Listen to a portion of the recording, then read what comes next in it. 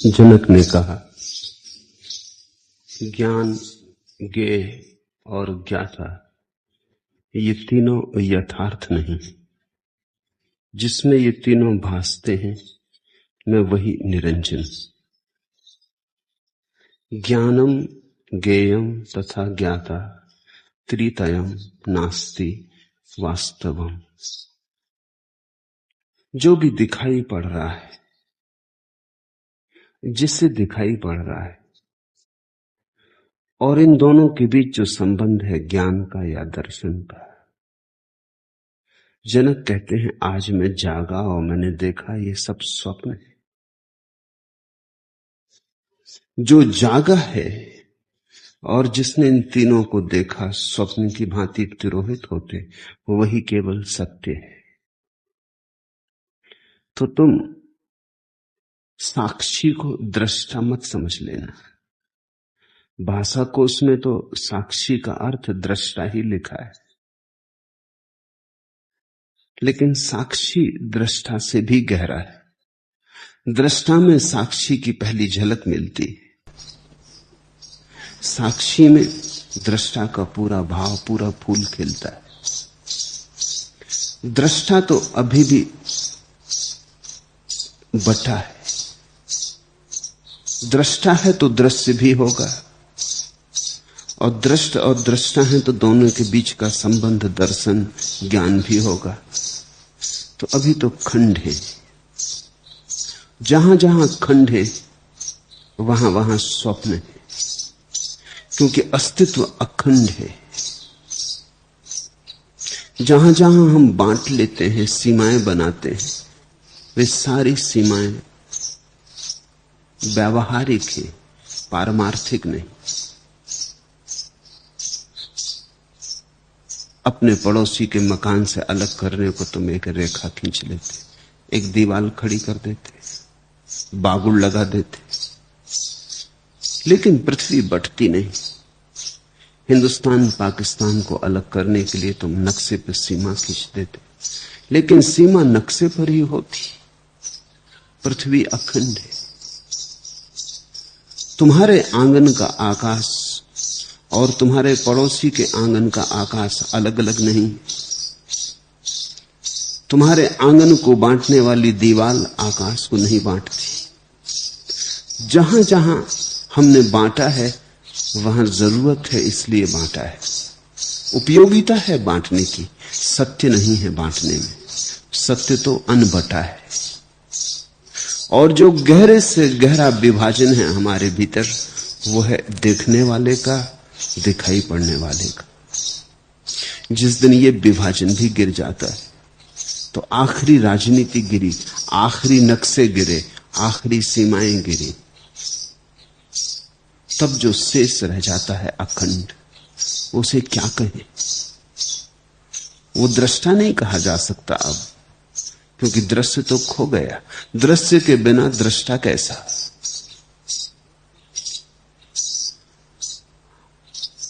इस दृष्टा को जो हो रहा है वो दर्शन नहीं कहा जा सकता, क्योंकि दर्शन तो बिना दृश्य के ना हो सकेगा।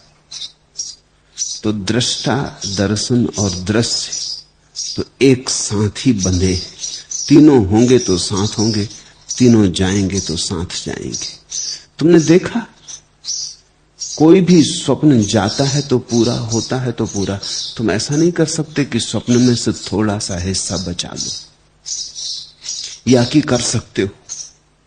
रात तुमने एक स्वप्न देखा कि तुम सम्राट हो गए, बड़ा सिंहासन है, राजमहल है, बड़ा फौज फांटा है। सुबह जाग के क्या तुम ऐसा कर सकते हो कि सपने में से कुछ बचा लो? तुम कहो जाए सब, ये सिंहासन बचा लो, जाए सब, कम से कम पत्नी तो बचा लो, जाए सब, कम से कम अपना मुकुट तो बचा लो। नहीं, या तो सपना पूरा रहता है या पूरा जाता है। अगर तुम जागे तो यह संभव नहीं है कि तुम सपने का खंड बचा लो। दृष्टा, दृश्य, दर्शन एक ही स्वप्न के तीन अंग हैं। जब पूरा स्वप्न गिरता है और जागरण होता है तो जो शेष रह जाता है उसे तो तुमने स्वप्न में जाना ही नहीं था, वो तो स्वप्न में सम्मिलित ही नहीं हुआ था, वो तो स्वप्न से पार ही था, सदा पार था, वो अतीत था, वो स्वप्न का अतिक्रमण किए था। स्वप्न में जिसे तुमने जाना था वो सब खो जाएगा, समग्र रूपेण सब खो जाएगा। इसलिए तुमने परमात्मा की जो भी धारणा बना रखी है, जब तुम्हें परमात्मा का अनुभव होगा तो तुम चकित होगे, तुम्हारी कोई धारणा काम ना आएगी, तुम्हारी सब धारणाएं खो जाएंगी। जो तुम जानोगे उसे स्वप्न में सोए सोए जानने का कोई उपाय नहीं, धारणा बनाने का भी कोई उपाय नहीं। इसलिए तो कहते हैं परमात्मा की तरफ जिसे जाना हो उसे सब धारणाएं छोड़ देनी चाहिए, उसे सब सिद्धांत कचरे घर में डाल देना चाहिए, उसे शब्दों को नमस्कार कर लेना चाहिए, विदा दे देनी चाहिए कि तुमने खूब काम किया संसार में, उपयोगी थे तुम, लेकिन पारमार्थिक नहीं हो। इसे भी समझने सूत्र के भीतर प्रवेश करने के पहले, व्यवहारिक सत्य पारमार्थिक सत्य नहीं है। व्यवहारिक सत्य की उपयोगिता है, वास्तविकता नहीं। पारमार्थिक सत्य की कोई उपयोगिता नहीं है, सिर्फ वास्तविकता है। अगर तुम पूछो कि परमात्मा का उपयोग क्या है तो कठिनाई हो जाएगी। क्या उपयोग हो सकता है परमात्मा? क्या करोगे परमात्मा से? न तो पेट भरेगा, न प्यास बुझेगी। करोगे क्या परमात्मा का? कौन से लोभ की तृप्ति होगी? कौन सी वासना भरेगी? कौन सी तृष्णा पूरी होगी? परमात्मा का कोई उपयोग नहीं।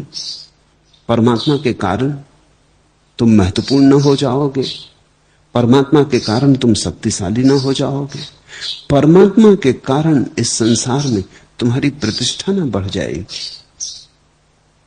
परमात्मा का कोई भी तो उपयोग नहीं। इसलिए तो जो लोग उपयोग के दीवाने हैं वो परमात्मा की तरफ नहीं जाते। परमात्मा का आनंद है, उपयोग बिल्कुल नहीं। मेरे पास लोग आते हैं, वो पूछते हैं ध्यान करेंगे तो लाभ क्या होगा? लाभ? तुम बात ही अजीब सी कर रहे हो। तो तुम समझे ही नहीं कि ध्यान तो वही करता है जिसने लाभ लोभ छोड़ा, जिसके मन में अब लाभ व्यर्थ हुआ, जिसने बहुत लाभ करके देख लिए और पाया कि लाभ कुछ भी नहीं होता। धन मिल जाता है, निर्धनता नहीं कटती। पद मिल जाता है, दीनता नहीं मिटती। सम्मान सत्कार मिल जाता है, भीतर सब खाली का खाली रह जाता है। नाम जगत भर में फैल जाता है, भीतर सिर्फ दुर्गंध, कोई सुगंध नहीं उठती, कोई फूल नहीं खिलते, भीतर कांटे ही कांटे, पीड़ा और चुभन, संताप और असंतोष, चिंता ही चिंता घनी होती चली जाती। भीतर तो चिता सज रही है, बाहर महल खड़े हो जाते। बाहर जीवन का फैलाव बढ़ता जाता है, भीतर मौत रोज करीब आती चली जाती। जिसको यह दिखाई पड़ा कि लाभ में कुछ लाभ नहीं, वही ध्यान करता है। लेकिन कुछ लोग हैं जो सोचते हैं शायद ध्यान में भी लाभ हो, तो चलो ध्यान करें। वे पूछते हैं ध्यान में लाभ क्या, इससे क्या फायदा होगा? सुख समृद्धि आएगी, पद प्रतिष्ठा मिलेगी, धन वैभव मिलेगा, हार जीत में परिणित हो जाएगी। ये जीवन का विषाद, ये जीवन की पराजय, ये जीवन में जो खाली खालीपन है, ये बदलेगा, हम भरे भरे हो जाएंगे। वो प्रश्न ही गलत पूछते। अभी उनका संसार चुका नहीं, वो जरा जल्दी आ गए, अभी फल पका नहीं, अभी मौसम नहीं आया, अभी उनके दिन नहीं आए। ध्यान तो वही करता है या ध्यान की तरफ वही चल सकता है जिससे एक बात दिखाई पड़ गई कि इस संसार में मिलता तो बहुत कुछ और मिलता कुछ भी नहीं। सब मिल जाता है, और सब खाली रह जाता है। जिसे ये विरोधाभास दिखाई पड़ गया, फिर वो ये नहीं पूछा ध्यान में लाभ क्या है, क्योंकि लाभ होता है व्यवहारिक बातों में, ध्यान पारमार्थिक है। आनंद है ध्यान में, लाभ बिल्कुल नहीं। तुम ध्यान को तिजोरी में न रख सकोगे, ध्यान से बैंक बैलेंस न बना सकोगे, ध्यान से सुरक्षा सिक्योरिटी न बनेगी। ध्यान तो तुम्हें छोड़ देगा अज्ञात में, ध्यान में तो तुम्हारी जो सुरक्षा थी वो भी चली जाएगी। ध्यान तो तुम्हें छोड़ देगा अपरिचित लोक में, उस अभियान पर भेज देगा जहां तुम धीरे धीरे गलोगे, पिघलोगे, बह जाओगे। ध्यान से लाभ कैसे होगा? ध्यान से तो हानि होगी, और हानि ये कि तुम ना बचोगे। ध्यान तो मृत्यु है, लेकिन तब जब तुम मर जाते हो। शरीर से ही नहीं, शरीर से तो तुम बहुत बार मरे हो, उस मरने से कोई मरता नहीं। वो मरना तो वस्त्र बदलने जैसा है, पुराने वस्त्रों की जगह नए वस्त्र मिल जाते हैं, बूढ़ा बच्चा होकर आ जाता है। उस मरने से कोई कभी मरा नहीं। मरे तो हैं कुछ थोड़े से लोग, कोई अष्टावक्र, कोई बुद्ध, कोई महावीर, वे मरे, उनकी मृत्यु पूरी है, फिर वे वापस नहीं लौटते। ध्यान मृत्यु है। ध्यान में तुम तो मरोगे, तुम तो मिटोगे, तुम्हारी तो छाया भी न रह जाएगी। तुम्हारी तो छाया भी अपवित्र करती। तुम तो रंच मात्र ना बचोगे। तुम ही ना बचोगे, तुम्हारे लाभ का कहां सवाल। तुम स्वयं एक व्यवहारिक सत्य हो, तुम सिर्फ एक मान्यता हो, तुम हो नहीं। तुम सिर्फ एक धारणा हो, तुम्हारा कोई अस्तित्व नहीं। तुम्हारी धारणा तो बिखर जाएगी, सब धारणाएं बिखर जाएंगी तुम्हारे बिखरते, क्योंकि जब मालिक ही ना रहा तो जो सब सामान इकट्ठा कर लिया था वो सब बिखर जाएगा। जब संगीतज्ञ ही ना रहा तो वीणा क्या बचेगी। कहते हैं ना रहा बांस न बजेगी बांसुरी। तुम ही गए तो बांस ही गया, अब बांसुरी का कोई उपाय ना रहा। तब जो शेष रह जाएगा वही समाधि है, वह है पारमार्थिक। पारमार्थिक का अर्थ है जो है परम आनंद में है, परम विभा में। बरसेगा आशीष, अमृत का अनुभव होगा, लेकिन लाभ कुछ भी नहीं। व्यवहारिक अर्थों में कोई लाभ नहीं। उससे तुम किसी तरह की संपदा निर्मित ना कर पाओगे। वही व्यक्ति ध्यान की तरफ आना शुरू होता है जैसे संसार स्वप्नवत हो गया, जो इस संसार में से अब कुछ भी नहीं बचाना चाहता, जो कहता है ये पूरा सपना है, जाए पूरा। अब तो मैं उसे जानना चाहता हूं जो सपना नहीं। ये सूत्र उसी खोजी के लिए। जनक ने कहा ज्ञान, ज्ञेय और ज्ञाता ये तीनों यथार्थ नहीं। जिसमें ये तीनों भासते हैं मैं वही निरंजन। जिसके ऊपर ये सपना चलता संसार का। रात तुम सोते हो, तुम सपना देखते हो। सपना सत्य नहीं है, लेकिन जिसके ऊपर सपने की तरंगें चलती हैं वो तो निश्चित सच है। सपना जब खो जाएगा तब भी सुबह तुम तो रहोगे। तुम कहोगे रात सपना देखा, बड़ा झूठा सपना था। एक बात तय, जो देखा वो तो झूठ था, लेकिन जिसके ऊपर बहा उसे तो झूठ नहीं कह सकते। अगर देखने वाला भी झूठ हो तो सपना बन ही नहीं सकता। सपने के बनने के लिए भी कम से कम एक तो सत्य चाहिए। वो सत्य है तुम्हारा होना। और सुबह जाग के जब तुम पाते हो कि सपना झूठा था, तो तुम जरा ख्याल करना, जिसने सपने को देखा और जो सपने में भरमाया, जो सपने का दृष्टा बना था, वो भी झूठा था। रात तुमने सपना देखा कि एक सांप, बड़ा सांप चला आ रहा, फुफकारे मारता तुम्हारी ओर।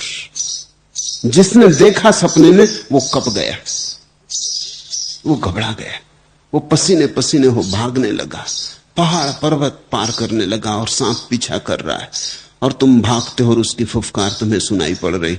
वो जब तुम सुबह जागोगे तो सांप तो झूठा हो गया, जिसने सांप को देखा था, जो देख के भागा था, जो भाग भाग के घबराया, पसीने से लथपथ होके गिर पड़ा था, क्या वो सच था?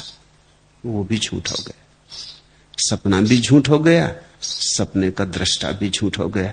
लेकिन फिर भी इन दोनों के पार कोई है जिस पे दोनों घटे, नहीं तो सुबह याद कौन करेगा? ये किसको आती याद? ये कौन कहता सुबह कि सपना झूठ था? ख्याल रखना, दृश्य तो झूठ था ही, वो जो दृष्टा था सपने में वो भी झूठ था, क्योंकि वो झूठ के मोह में आ गया था। झूठ से जो प्रभावित हो जाए वो भी झूठ, झूठ से जो आतंकित हो जाए वो भी झूठ। सत्य कहीं झूठ से प्रभावित हुआ है?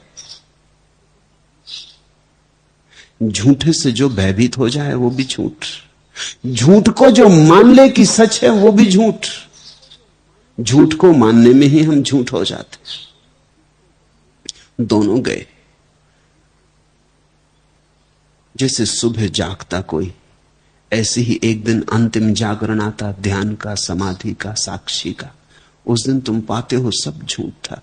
तब तुम ये नहीं कहते कि पत्नी ही झूठ थी, पति भी झूठ था। तुम तो ये नहीं कहते कि धन झूठ था, वो जो धन को इकट्ठा कर रहा था वो भी झूठ था। तब तुम ये नहीं कहते सिर्फ कि मेरे बाहर जो झूठ था वही झूठ था, तब तुम जानते हो कि तुम्हारे भीतर भी बहुत कुछ था जो झूठ था। और जो अब बचा है वो तो ना तुम्हारे बाहर था और ना भीतर था, वो तो बाहर भीतर दोनों के पार था। आत्मा भीतर नहीं, बाहर शरीर दिखाई पड़ रहा, भीतर मन है। आत्मा न बाहर है न भीतर। आत्मा तो आकाश जैसी है, सब उसमें घट रहा। ये जो सूत्र है जिसमें ये तीनों भासते, मैं वही निरंजन। और निरंजन कहते हैं जनक।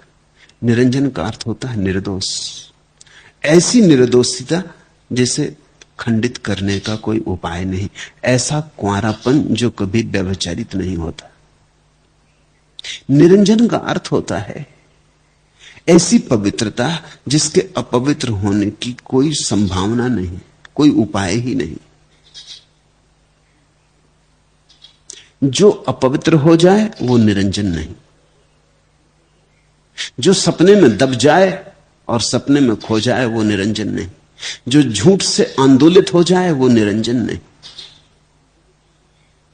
जो झूठ से इतना प्रभावित हो जाए कि झूठ के पीछे दौड़ने लगे वो निरंजन नहीं। निरंजन तो सदा पवित्र, शांत, आकाश जैसा निर्मल। आकाश में देखा कितने धूल के बवंडर उठते हैं, काले बादल छाते हैं, आते हैं चले जाते हैं। आकाश का निरंजनपन शेष रहता। न तो धूल के बादल आकाश को गंदा कर पाते, न काले बादल आकाश को गंदा कर पाते। सब कुछ होता रहता है लेकिन आकाश की निर्दोषिता शाश्वत है, उस पर कोई खंडन नहीं होता। ऐसी दशा को कहते निरंजन।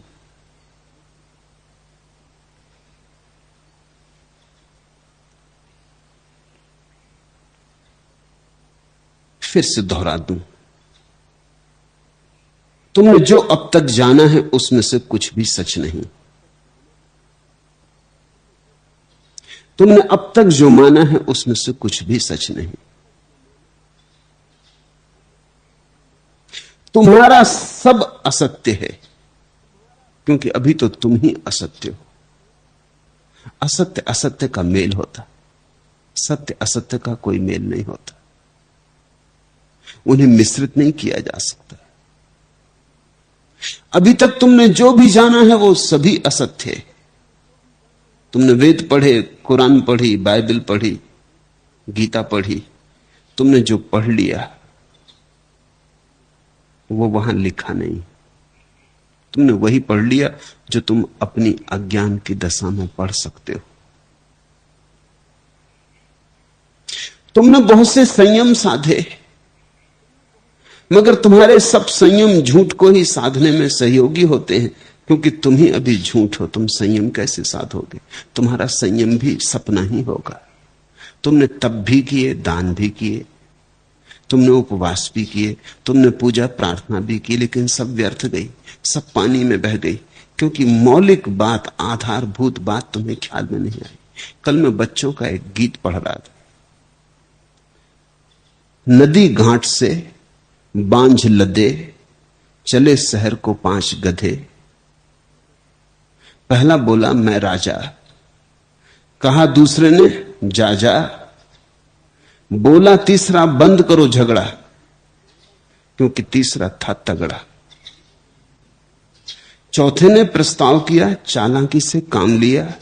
लड़ने से पहले सुन लो, मुझको निर्णायक चुन लो। आया ताव 5वें को, शुरू किया रैंको रैंको। खूब चली फिर दुलत्ती, कुचल गई पत्ती पत्ती। मालिक आया तभी सधे, बदले बिल्कुल नहीं गधे। मालिक को देख के सध भी गए, शांत भी खड़े हो गए, बदले बिल्कुल नहीं गधे। लेकिन कहीं मालिक को देख के सध के खड़े हो जाने से, सधे हो जाने से कहीं गधे बदले।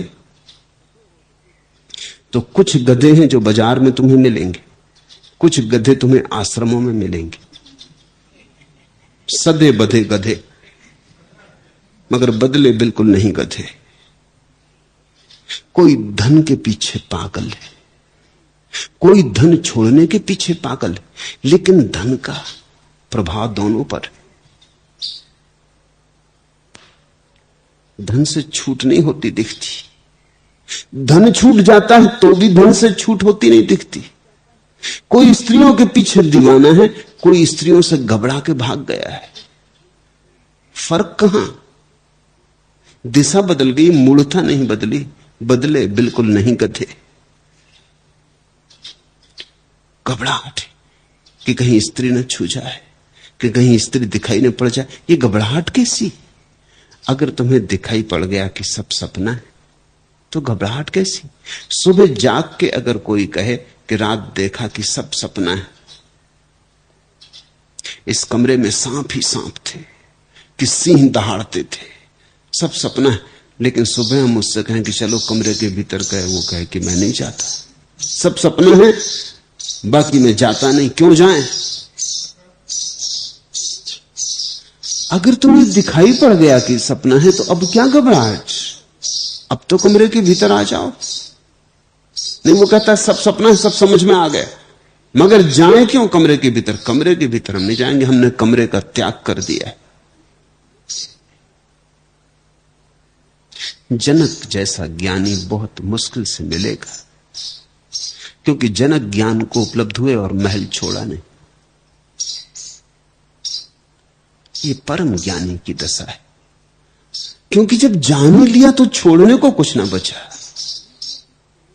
जनक ज्ञान को उपलब्ध हो गए, रत्ती भर भी बदलाहट ना की, क्योंकि बदलाहट कहां करे? सपना तो गया, अब जो जैसा है। अगर ज्ञान के बाद त्याग की चेष्टा चले तो समझना ज्ञान भी घटा नहीं। मूढ़ों के सिवाय त्याग कभी कोई करता ही नहीं। ज्ञानी क्यों त्याग करेगा? ज्ञानी का तो बोध मात्र पर्याप्त है, उसे तो दिखाई पड़ गया कि ये सब माया जाल है, बस ठीक है। वो इससे आंदोलित नहीं होता, न पक्ष में न विपक्ष में, उस पे इसकी छाया नहीं पड़ती, न तो आकर्षण की न विकर्षण की। ज्ञान को उपलब्ध व्यक्ति न तो रागी होता न विरागी। ज्ञान को उपलब्ध व्यक्ति न भोगी हो सकता, न रागी न त्यागी, क्योंकि भोगी और योगी होने के लिए, भोगी और त्यागी होने के लिए सपना चाहिए वही। दोनों का सपना एक है, दोनों की मान्यता एक है। एक कहता है धन में सब है और एक कहता है धन मिट्टी। मैंने सुना है, महाराष्ट्र की एक प्राचीन कथा है। रांका बांका पति पत्नी थे। रांका पति था, बांका उसकी पत्नी का नाम था। थी भी वो बांकी औरत। रांका बड़ा त्यागी था, उसने सब छोड़ दिया था।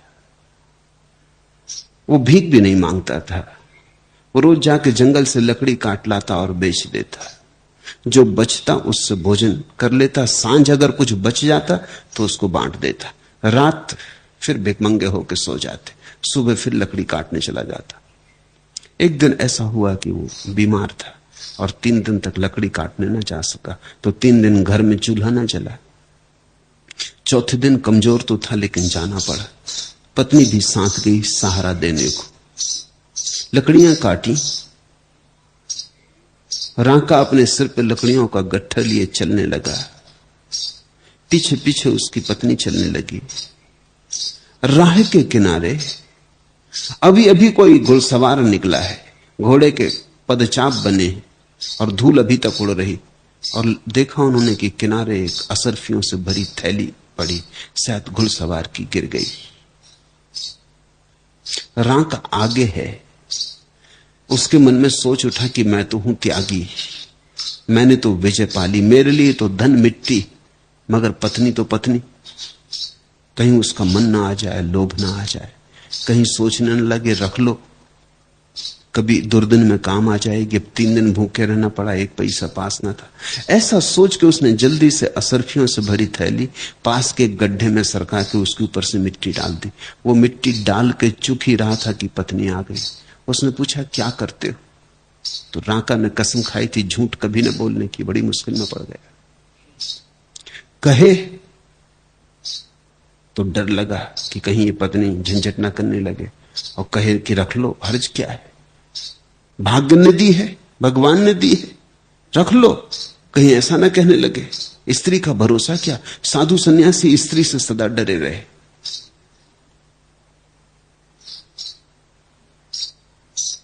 मगर झूठ भी न बोल सका क्योंकि कसम खा ली थी।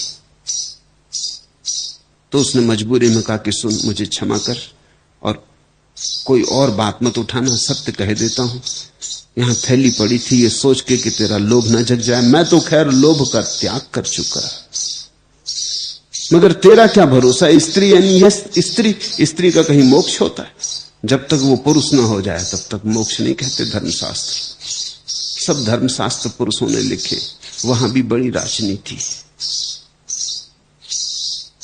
तो तू स्त्री है, कमजोर हृदय की है, रागात्मक तेरी प्रवृत्ति है, तू कहीं उलझ न जाए, इसलिए तेरे को ध्यान रख के मैंने ये असरफियां मिट्टी में ढक दी और ऊपर से मिट्टी डाल रहा हूं। रांका की बात सुन के बांका खूब हंसने लगी। उसे नाम इसलिए तो बांका मिला। वो कहने लगी ये भी खूब रही, मिट्टी मिट्टी डालते तुम्हें शर्म नहीं आती?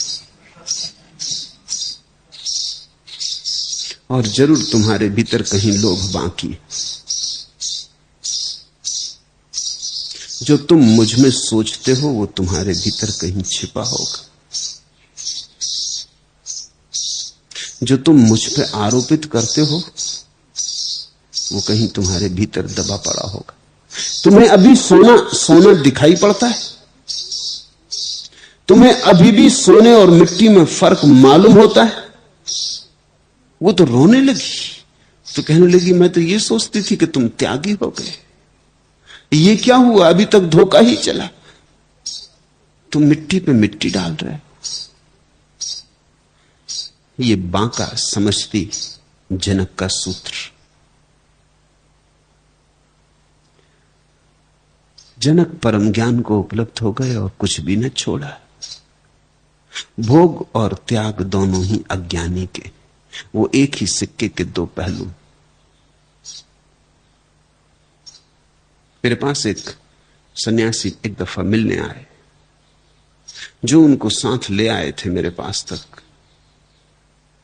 उन्होंने कहा कि योगी जी बड़े महात्मा हैं, बड़े पहुंचे हुए हैं, रुपए पैसे को हाथ भी नहीं लगाते, कोई रुपया पैसा सामने कर देते धर मुंह फेर लेते। और इसलिए तो मैं इनके साथ चलता हूं, क्योंकि टिकट लेनी, टैक्सी का भाड़ा चुकाना, तो पैसे मैं रखता हूं। मैंने पूछा तुम्हारा नाम क्या है? कहा भोगीलाल भाई। योगी भोगी का खूब मेल मिला। पैसे वस्तुतः किसके हैं? मेरे तो नहीं है, भोगीलाल भाई ने कहा, क्योंकि मुझे कौन देता है? देते तो लोग स्वामी जी को, रखता मैं हूं। है तो स्वामी जी के ही, अगर सच पूछे तो, क्योंकि मैं कौन, मेरी स्थिति क्या, मैं तो साधारण आदमी। चढ़ाते उनको हैं, संभालता मैं हूं, बाकी वो छूते नहीं, वो बड़े योगी हैं। योगी और भोगी एक ही सिक्के के दो पहलू हैं। जहां तुम योगीलाल भाई को पाओगे, वहीं भोगीलाल भाई को भी पाओगे। उन दोनों का एक दूसरे के बिना चल भी नहीं सकता,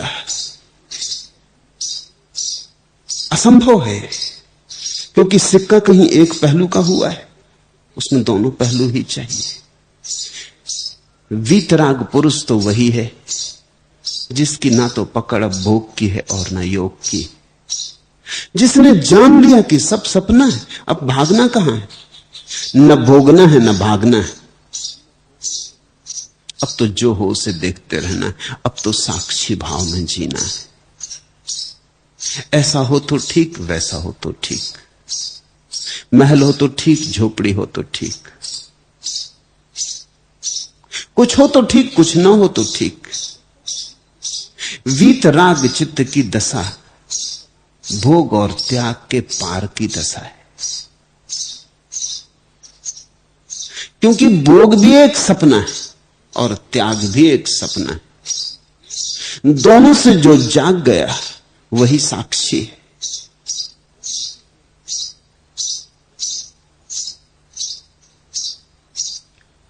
लेकिन हमारे सोचने के ढंग होते, हमारे सोचने की बंधी हुई व्यवस्थाएं होती। हमने जीवन भर धन को बहुत मूल्य दिया, फिर एक दिन हमें दिखाई पड़ा कि धन व्यर्थ है, तो भी हमारे जीवन भर का ढांचा इतनी आसानी से तो नहीं बदलता। तब हम विपरीत ढंग से धन को मूल्य देने लगते। हम कहते हैं धन व्यर्थ है, हम धन को देखेंगे भी नहीं। पुरानी आदत जारी रही।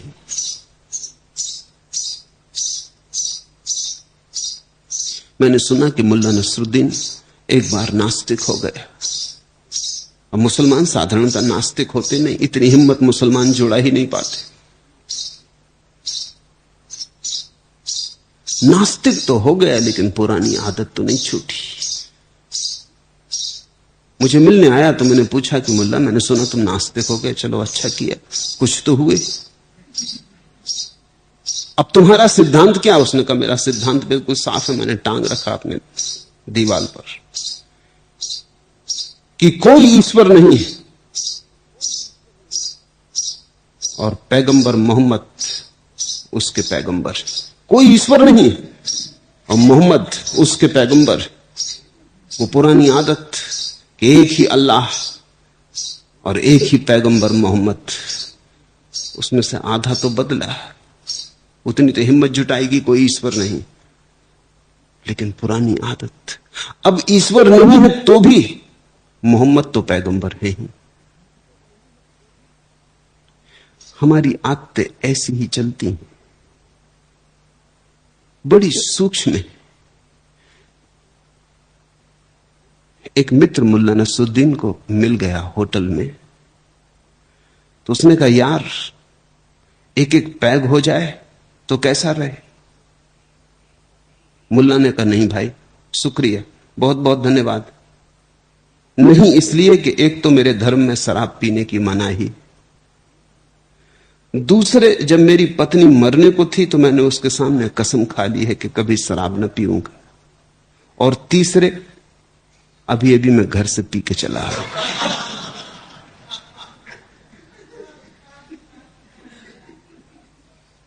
आदमी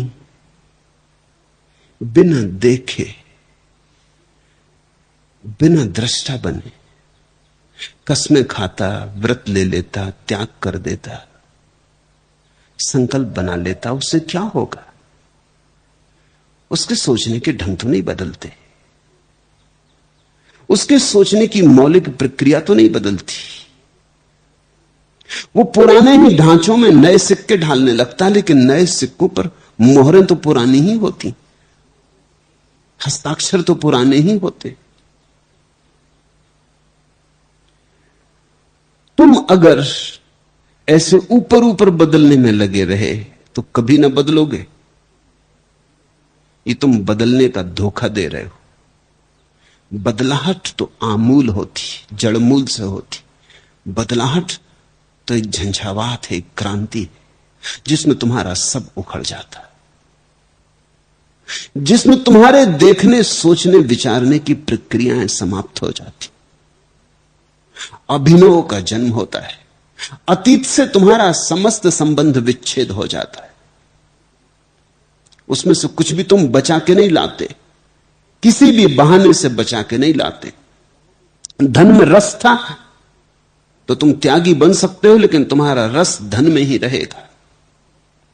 यह हो सकता है कि फिर तुम लोगों को समझाओ कि बचो कामनी कांचन से, कामनी कांचन में बड़ा खतरा है, लेकिन तुम चर्चा कामनी कांचन की ही करोगे। कभी कभी शास्त्रों को देख के बड़ी हैरानी होती। ऋषि मुनि निरंतर कामनी कांचन की बात करते रहते, बचो कामनी कांचन से। ऐसा लगता है अभी भी डरे हुए, और शायद दूसरों को समझाने के बहाने अपने को समझा रहे। ये बात ही क्या है? ठीक है, समझाने के लिए एक आध बार कह दी तो ठीक है, मगर ये 24 घंटे का राग कि बचो कामनी कांचन से, ऐसा लगता है पीछे अचेतन में अभी भी कामनी कांचन काम कर रहे हैं, अभी भी डरे हुए, अभी भी लगता है भय है, अभी भी लगता है अगर ये बात बार बार न दोहराई तो खतरा है कि कहीं फिर न पड़ जाएं उसी जाल में। तो ये आत्म सम्मोहन का प्रयोग कर रहे हैं, वो बार बार दोहरा रहे हैं। फ्रांस में सम्मोहक हुआ इमाइल कुए, वो अपने शिष्यों को कहता था कि बस एक ही बात को रोज सुबह शाम दोहराओ कि मैं रोज अच्छा हो रहा हूं, स्वस्थ हो रहा हूं, तुम हो जाओगे। ये सारे लोग इमाइल कुए के अनुयायी मालूम होते। तुम दोहराते रहो कि कामनी कांचन पाप है, कामनी कांचन पाप है, लेकिन तुमने ख्याल किया तुम उसी चीज को पाप कहते हो जिसमें तुम्हारा रस भी होता। सच तो यह है कि अगर चीजें पाप ना हो तो उनमें रस ही खो जाता है। जिस चीज को पाप बना दो उसमें रस आने लगता है। कहो कि पाप है तो आकर्षण पैदा होता है। तुम छोटे से बच्चों को कहो कि वहां मत जाना, बस सारी दुनिया बेकार हुई, अब वहीं जाने में रस मालूम होता। ईसाई कथा है कि परमात्मा ने जब बनाया आदमी और हव्वा को तो उसने कहा कि देखो और सब फल तो खाना इस बगीचे के, सिर्फ ये जो बीच में एक वृक्ष लगा है, एक ज्ञान का वृक्ष है, इसका फल मत खाना। फिर मुश्किल हो गई। मुश्किल खुद परमात्मा ने पैदा करवा दी। इतना बड़ा विराट जंगल था कि अगर आदम हव्वा को खुद पे छोड़ दिया होता तो शायद अभी तक भी वो खोज ना पाए होते उस वृक्ष को। अनंत। मगर वो परमात्मा का कहना और तख्ती लगा देना कि यहां इस फल को मत खाना, बस वही बना उत्तेजना का कारण। फिर सारा बगीचा व्यर्थ हो गया। फिर रात सपना भी आदम और हव्वा यही देखते रहे होंगे कि कब, कैसे, आखिर परमात्मा ने मना क्यों किया? जरूर कुछ राज होगा। और तभी तो वो सांप उनको, शैतान उनको भटका सका। उसने कहा अरे पागलो, परमात्मा खुद इसका फल खाता है, तुम खाओगे तुम भी परमात्मा जैसे हो जाओगे, इसलिए तो रोका, ईर्ष्यावश। अब अगर दोबारा परमात्मा संसार बनाए तो उससे मैं कहना चाहूंगा अब की बार तुम ये कह देना कि सांप को मत खाना। बस आदम हव्वा सांप को खा जाते अगर परमात्मा ने कहा होता कि सांप को मत खाना और सब खाना।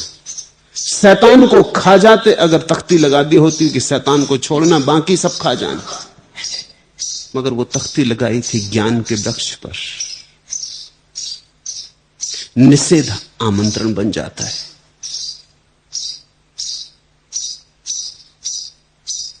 निषेध बड़ा निमंत्रण बन जाता है। कहो नहीं और प्राणों में कोई छटपटाहट होती कि करके रहो, देखो जरूर कुछ होगा। कामनी कांचन को संत पुरुष निरंतर भजते हैं कि पाप बचो, घबराओ। तो सुनने वालों को लगता है जरूर कुछ राज होगा। जब महापुरुष इतनी ज्यादा चर्चा करते, मेरे देखे अगर दुनिया में धन और काम की निंदा बंद हो जाए तो धन और काम का जितना प्रभाव है वो अति शून्य हो जाए, उसका कोई मूल्य न रह जाए। उपयोगिताएं हैं ये, न तो इनको इकट्ठा करने में कोई सार है और न इनको त्यागने में कोई सार है। तुम जरा सोचो तो, अगर जिस चीज के इकट्ठा करने से कुछ नहीं मिलता उसको छोड़ने से कैसे मिल जाएगा? इकट्ठा करने से संसार नहीं मिलता और छोड़ने से परमात्मा मिल जाएगा। तो त्यागी तो भोगी से भी ज्यादा भ्रांत मालूम होता है। त्यागी तो बेचारा, भोगी तो इतना ही कह रहा है कि अगर हम धन इकट्ठा कर लेंगे तो संसार मिल जाएगा। त्यागी इससे भी बड़े भ्रम में, वो कह रहा धन अगर छोड़ देंगे तो परमात्मा मिल जाएगा।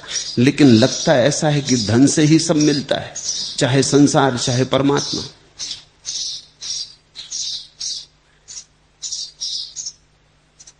जनक ने कुछ छोड़ा नहीं और वे महात्याग को उपलब्ध हुए। इस क्रांति के सूत्र को समझो। अहो, दुख का मूल द्वैत है, उसकी औषधि ही कोई नहीं। यह सब दृश्य झूठ है, मैं एक अद्वैत शुद्ध चैतन्य रस हूं। यह सूत्र महाक्रांतिकारी है। दुख का मूल द्वैत है। चीजों को खंडित करके देखना दुख का मूल है। मैं अलग हूं अस्तित्व से, ऐसा मानना दुख का मूल है। जैसे ही तुम मान लो, जान लो तुम अलग नहीं हो, दुख विसर्जित हो जाता है। अहंकार दुख है।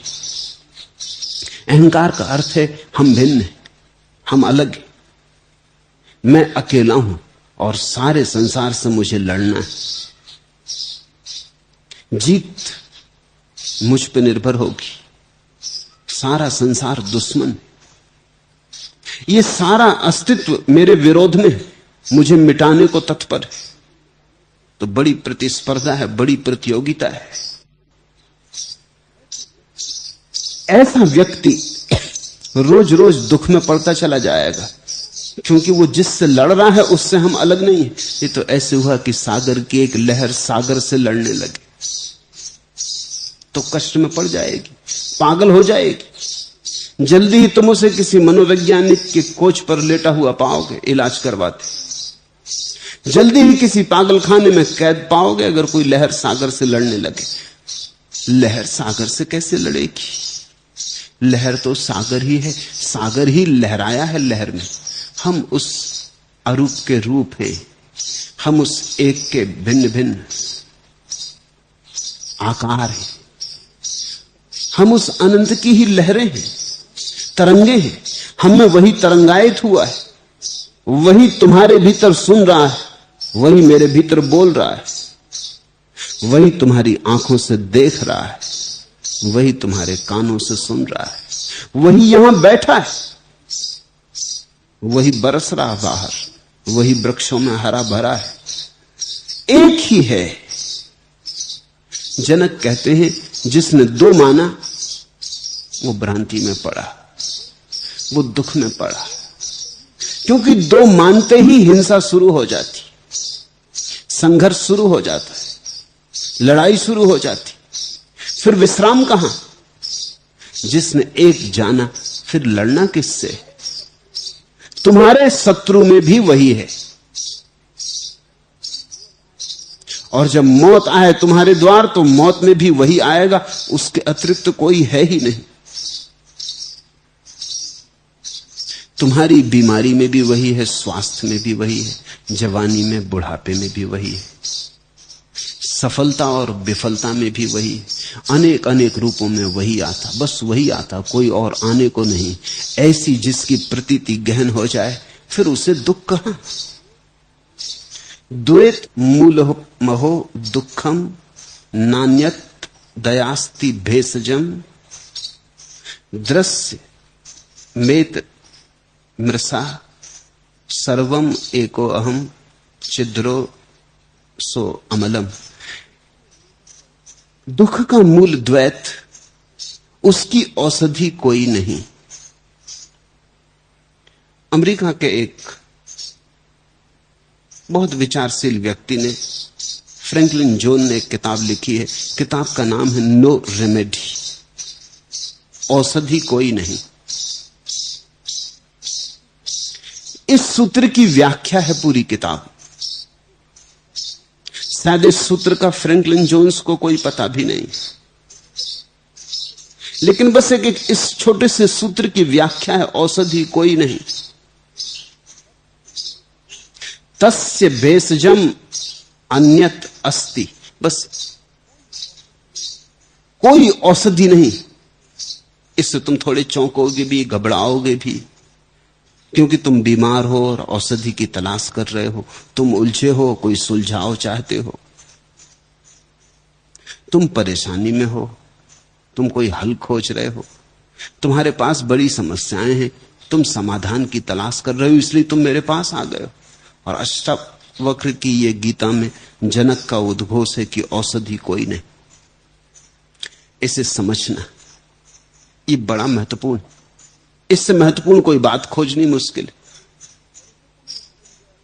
और इसे तुमने समझ गया तो औषधि मिल गई। औषधि कोई नहीं ये समझ में आ गया तो औषधि मिल गई। जनक ये कह रहे हैं कि बीमारी झूठी है। अब झूठी बीमारी का कोई इलाज होता? झूठी बीमारी का इलाज करोगे तो और मुश्किल में पड़ोगे। झूठी बीमारी के लिए अगर दवाइयां लेने लगोगे तो बीमारी तो झूठ थी, लेकिन दवाइयां नई बीमारियां पैदा कर देंगी। इसलिए पहले ठीक ठीक निर्णय कर लेना जरूरी है कि बीमारी सच है या झूठ। एक आदमी के संबंध में मैंने सुना, वो बड़ा परेशान था। उसे एक वहम हो गया कि रात उसने एक सपना देखा कि वो मुंह खोल के सोता था। बचपन से उसकी खराब आदत पड़ गई थी। रात उसने सपना देखा कि मुंह उसका खुला है और एक सांप उसमें घुस गया। घबराहट में नींद तो खुल गई, लेकिन जब वो उसकी नींद खुली तब भी सपना ऐसा प्रगाढ़ था कि उसने बराबर सांप की पूंछ सरकते देखी, अंतिम पूंछ।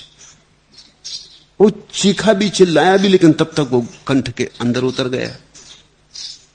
अब उसके बड़े इलाज किए गए, एक्सरे लिए गए, दवाइयां दी गई। डॉक्टर कहें उससे कि कोई सांप नहीं, क्योंकि एक्सरे में आता नहीं। वो कहे हम तुम्हारी माने कि अपनी, वो पेट में चलता है। अब तुम थोड़ा सोचो उस आदमी को, अगर तुम भी ऐसा विचार करो तो चलने लगेगा। विचार की बड़ी क्षमता है, कल्पना की बड़ी शक्ति है। उसकी कल्पना प्रगाढ़ हो गई। वो बैठ ना सके, पेट में दर्द हो, कहीं सांप यहां सरक रहा है, कहीं वहां सरक रहा है, और उसका जीवन बेचैनी से भर गया। वो रात सो न सके, काम धाम सब बंद हो गया।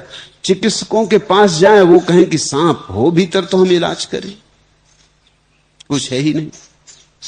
संयोग की बात, वो एक सम्मोहनविद के पास गया। उसने कहा कि सांप है। कौन कहता है नहीं? कहने वाले गलत, एक्सरे गलत होगा, लेकिन सांप है। उसकी बात सुनते ही वो आदमी आश्वस्त हुआ। उसने कहा कि गुरु मिले, आपकी ही तलाश कर रहा था। मानते ही नहीं लोग। अब मैं मरा जा रहा हूं, और उसके तकलीफ तो सच थी, चाहे सांप झूठ हो। इसे थोड़ा समझ लेना, उसकी तकलीफ तो सच थी, चाहे सांप झूठ हो। सांप झूठ हो या सच हो, इससे क्या फर्क पड़ता? उसकी तकलीफ तो सच थी। वो दुबला हो गया, सूख के हड्डी हड्डी हो गया। उसकी एक ही घबराहट, एक ही बेचैनी की सांप से कैसे छुटकारा होगा। सब अस्त व्यस्त उसका जीवन हो गया। लेकिन उस सम्मोहनविद ने कहा हम हल कर लेंगे। उसने इंतजाम किया। उसने उसकी संडास में एक सांप रखवा दिया। जब वो सुबह जाए मल विसर्जन को तो घर के लोगों को कहा कि सांप छोड़ देना, बस बाकी मैं निपटा लूंगा। जब वो मल विसर्जन को गया तो सांप उसने सरकता देखा, नीचे देखा तो भागा, खुश होकर बाहर आया। उसने कहा कि देखो, लाओ तुम्हारे एक्सरे। वो डॉक्टरों के पास गया, उसने कहा कि देखो सांप था, निकल गया। उसी दिन से वो ठीक हो गया। कोई औषधि नहीं का अर्थ यह होता है कि बीमारी झूठ है। इस झूठ बीमारी को झूठ जान लेने में ही छुटकारा है। अगर बीमारी सच होती तो इलाज हो सकता था। अगर तुम परमात्मा से दूर हो गए होते तो मिलने की कोई व्यवस्था हो सकती थी। तुम दूर हुए नहीं और तुम सोचते हो कि दूर हो गए।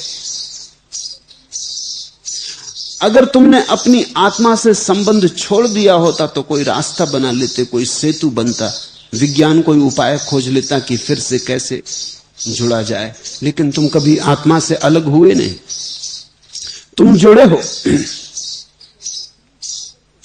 अगर मछली सागर के बाहर चली गई होती तो हम सागर में वापस फेंक देते। मछली सागर में है और चीख पुकार मचा रही और तड़फ रही और कहती कि मुझे सागर में वापस भेजो, मैं तड़फ रही हूं इस रेत पर, मेरे प्राण जल रहे हैं।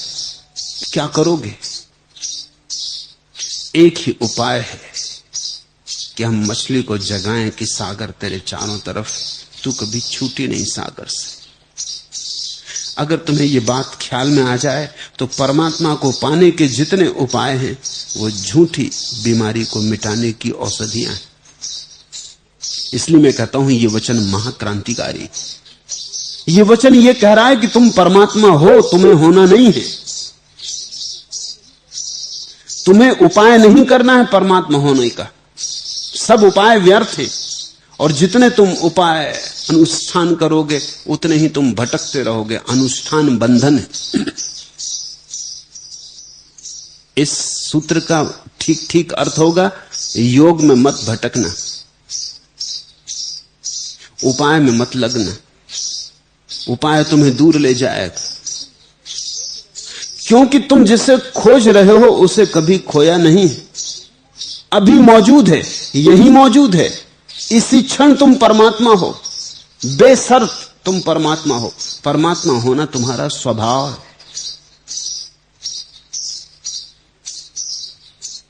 विवेकानंद कहा करते थे, एक सिंहनी गर्भवती थी, वो छलांग लगाती थी एक टीले पर से। छलांग के झटके में उसका बच्चा गर्भ से गिर गया, गर्भपात हो गया। वो तो छलांग लगा के चली भी गई, लेकिन नीचे से भेड़ों का एक झुंड निकलता था, वो बच्चा भेड़ों में गिर गया। वो बच्चा बच गया, वो भेड़ों में बड़ा हुआ। वो भेड़ों जैसा ही रिरियाता, मिमियाता, वो भेड़ों के बीच ही सरक सरक के, घसीट घसीट के चलता। उसने भेड़ चाल सीख ली और कोई उपाय भी न था, क्योंकि बच्चे तो अनुकरण से सीखते। जिनको उसने अपने आसपास देखा उन्हीं से उसने अपने जीवन का अर्थ भी समझा, यही मैं हूं। और तो आदमी भी कुछ नहीं करता था, वो तो सिंह शावक था, वो तो क्या करता। उसने यही जाना कि मैं भेड़ हूं। अपने को तो सीधा देखने का कोई उपाय नहीं, दूसरों को देखता था अपने चारों तरफ। वैसी ही उसकी मान्यता बन गई कि मैं भेड़ हूं। वो भेड़ों जैसा डरता और भेड़ें भी उससे राजी होंगी। उन्हीं में बड़ा हुआ तो भेड़ों ने कभी उसकी चिंता नहीं ली, भेड़ भी उसे भेड़ ही मानती। ऐसे वर्षों बीत गए, वो सिंह बहुत बड़ा हो गया, वो भेड़ों से बहुत ऊपर उठ गया, उसका बड़ा विराट शरीर, लेकिन फिर भी वो चलता भेड़ों के झुंड में। और जरा सी घबराहट की हालत होती तो भेड़ें भगती, वो भी भागता। उसने कभी जाना ही नहीं कि वो सिंह है। था तो सिंह, लेकिन भूल गया। सिंह से न होने का तो कोई उपाय न था, लेकिन विस्मृति हो गई। फिर एक दिन ऐसा हुआ कि एक बूढ़े सिंह ने हमला किया भेड़ों के उस झुंड पर। वो बूढ़ा सिंह तो चौंक गया, वो तो विश्वास ही न कर सका कि एक जवान सिंह सुंदर बलशाली भेड़ों के बीच घसर पसर भागा जा रहा है और भेड़ें उससे घबरा नहीं रही।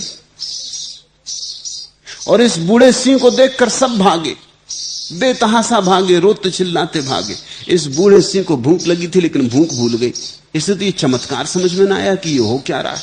ऐसा तो कभी न सुना, न कानों देखा, न कानों सुना, न आंखों देखा। ये हुआ क्या? वो भागा, उसने भेड़ों की तो फिक्र छोड़ दी, वो सिंह को पकड़ने भागा। बामुश्किल पकड़ पाया क्योंकि था तो वो भी सिंह, भागता तो सिंह की चाल से था, समझा अपने को भेड़ था। और ये बूढ़ा सिंह था, वो जवान सिंह था, बामुश्किल से पकड़ पाया। जब पकड़ लिया तो वो रिरियाने लगा, मिनियाने लगा। सिंह ने कहा, बे चुप, एक सीमा होती किसी बात की। ये तू कर क्या रहा है? ये तू धोखा किसको दे रहा है? वो तो घसीट के भागने लगा। वो तो कहने लगा, क्षमा करो महाराज, मुझे जाने दो। लेकिन वो बूढ़ा सिंह माना नहीं, उसे घसीट के ले गया नदी के किनारे, नदी के शांत जल में। उसने कहा, जरा झांक के देख। दोनों ने झांका। उस युवा सिंह ने देखा कि मेरा चेहरा और इस बूढ़े सिंह का चेहरा तो बिल्कुल एक जैसा है। बस एक क्षण में क्रांति घट गई, कोई औषधि नहीं। ओंकार निकल गया, गर्जना निकल गई, पहाड़ कब गए आसपास के। कुछ कहने की जरूरत ना रही, कुछ उस बूढ़े सिंह ने कहा भी नहीं। सदगुरु रहा होगा, दिखा दिया, दर्शन करा दिया। जैसे ही पानी में झलक देखी, हम तो दोनों एक जैसे हैं, बात भूल गई। वो जो वर्षों तक भेड़ की धारणा थी वो एक क्षण में टूट गई। उद्घोषणा करनी ना पड़ी, उद्घोषणा हो गई, हुंकार निकल गया, क्रांति घट गई। ऐसा ही ठीक अष्टावक्र और जनक के बीच हुआ। अष्टावक्र यानी बूढ़ा सिंह, जनक यानी जवान सिंह पकड़े गए। अष्टावक्र के सत्संग में झलक दिखाई पड़ी। अष्टावक्र की घोषणा में अपने स्वभाव की पहचान हुई। अब तुम पूछो कि अगर कोई सिंह भेड़ों में खो गया हो तो उसे वापस सिंह बनाने की औषधि क्या है? औषधि कोई नहीं, नो रेमेडी। उसको कितनी इंजेक्शन लगाओ, कितनी वेटरनरी डॉक्टर के पास ले जाओ, दवाइयां पिलवाओ, उससे कुछ लाभ ना होगा। तुम्हारी दवाइयां, तुम्हारे इंजेक्शन, तुम्हारा वेटरनरी डॉक्टर के पास ले जाना उसे और कमजोर करता जाएगा। तुम्हारी दवाइयां और उसे भ्रांति से भर देंगी कि हूं तो मैं भेड़ ही। देखो इतने उपाय किए जा रहे हैं मुझे सिंह बनाने के, फिर भी कुछ हो नहीं रहा, मैं सिंह तो हो नहीं पा रहा हूं। और अगर मैं सिंह था तो उपाय क्यों किए जाते? जरूर मैं भेड़ हूं, जबरदस्ती ये लोग सिंह बनाने की चेष्टा कर रहे हैं। फिर अगर समझा बुझा के किसी तरह तुम उसको ये भी भरोसा दिलवा दो कि तू रट रोज सुबह ध्यान कर बैठ के कि मैं सिंह हूं, मैं सिंह हूं, ऐसा रोज रट, अहम ब्रह्मास्मि, धीरे धीरे हो जाएगा। रोज दोहरा कि मैं सिंह होता जा रहा हूं, जैसा कुएं कहता है कि रोज मैं स्वस्थ होता जा रहा हूं, सुंदर होता जा रहा हूं। ऐसा अगर ये सिंह वर्षों तक भी कहता रहे और वर्षों कहने के बाद मान भी ले, तो भी क्या ये सिंह हो जाएगा? ये मान्यता ही रहेगी, ये विचार की पतली परत ही रहेगी। मगर उस बूढ़े सिंह ने ठीक किया, उसने इसे कुछ मंत्र नहीं दिया, जप तप नहीं दिया, घसीट के ले गया, एक स्थिति पैदा की जिसमें इसे अपनी स्वभाव की झलक मिल गई। सदगुरु के सत्संग का इतना ही अर्थ होता है कि वो तुम्हें घसीट के वहां ले जाए जहां तुम उसके चेहरे और अपने चेहरे को मिला के देख पाओ, जहां तुम उसके भीतर के अंतरतम को अपने अंतरतम के साथ मिला के देख पाओ। गर्जना हो जाती, एक क्षण में हो जाती। सत्संग का अर्थ ही यही है, कैसे किसी ऐसे व्यक्ति के पास बैठना, उठना जिसे अपने स्वरूप का बोध हो गया है, शायद उसके पास बैठते बैठते संक्रामक हो जाए बात। शायद उसकी मौजूदगी में, उसकी आंखों में, उसके इशारों में तुम्हारे भीतर सोया हुआ सिंह जाग जाए।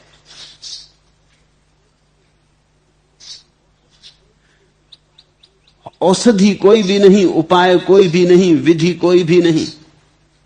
तस्य भेषजम अन्यत आस्ति, न कोई औषधि है,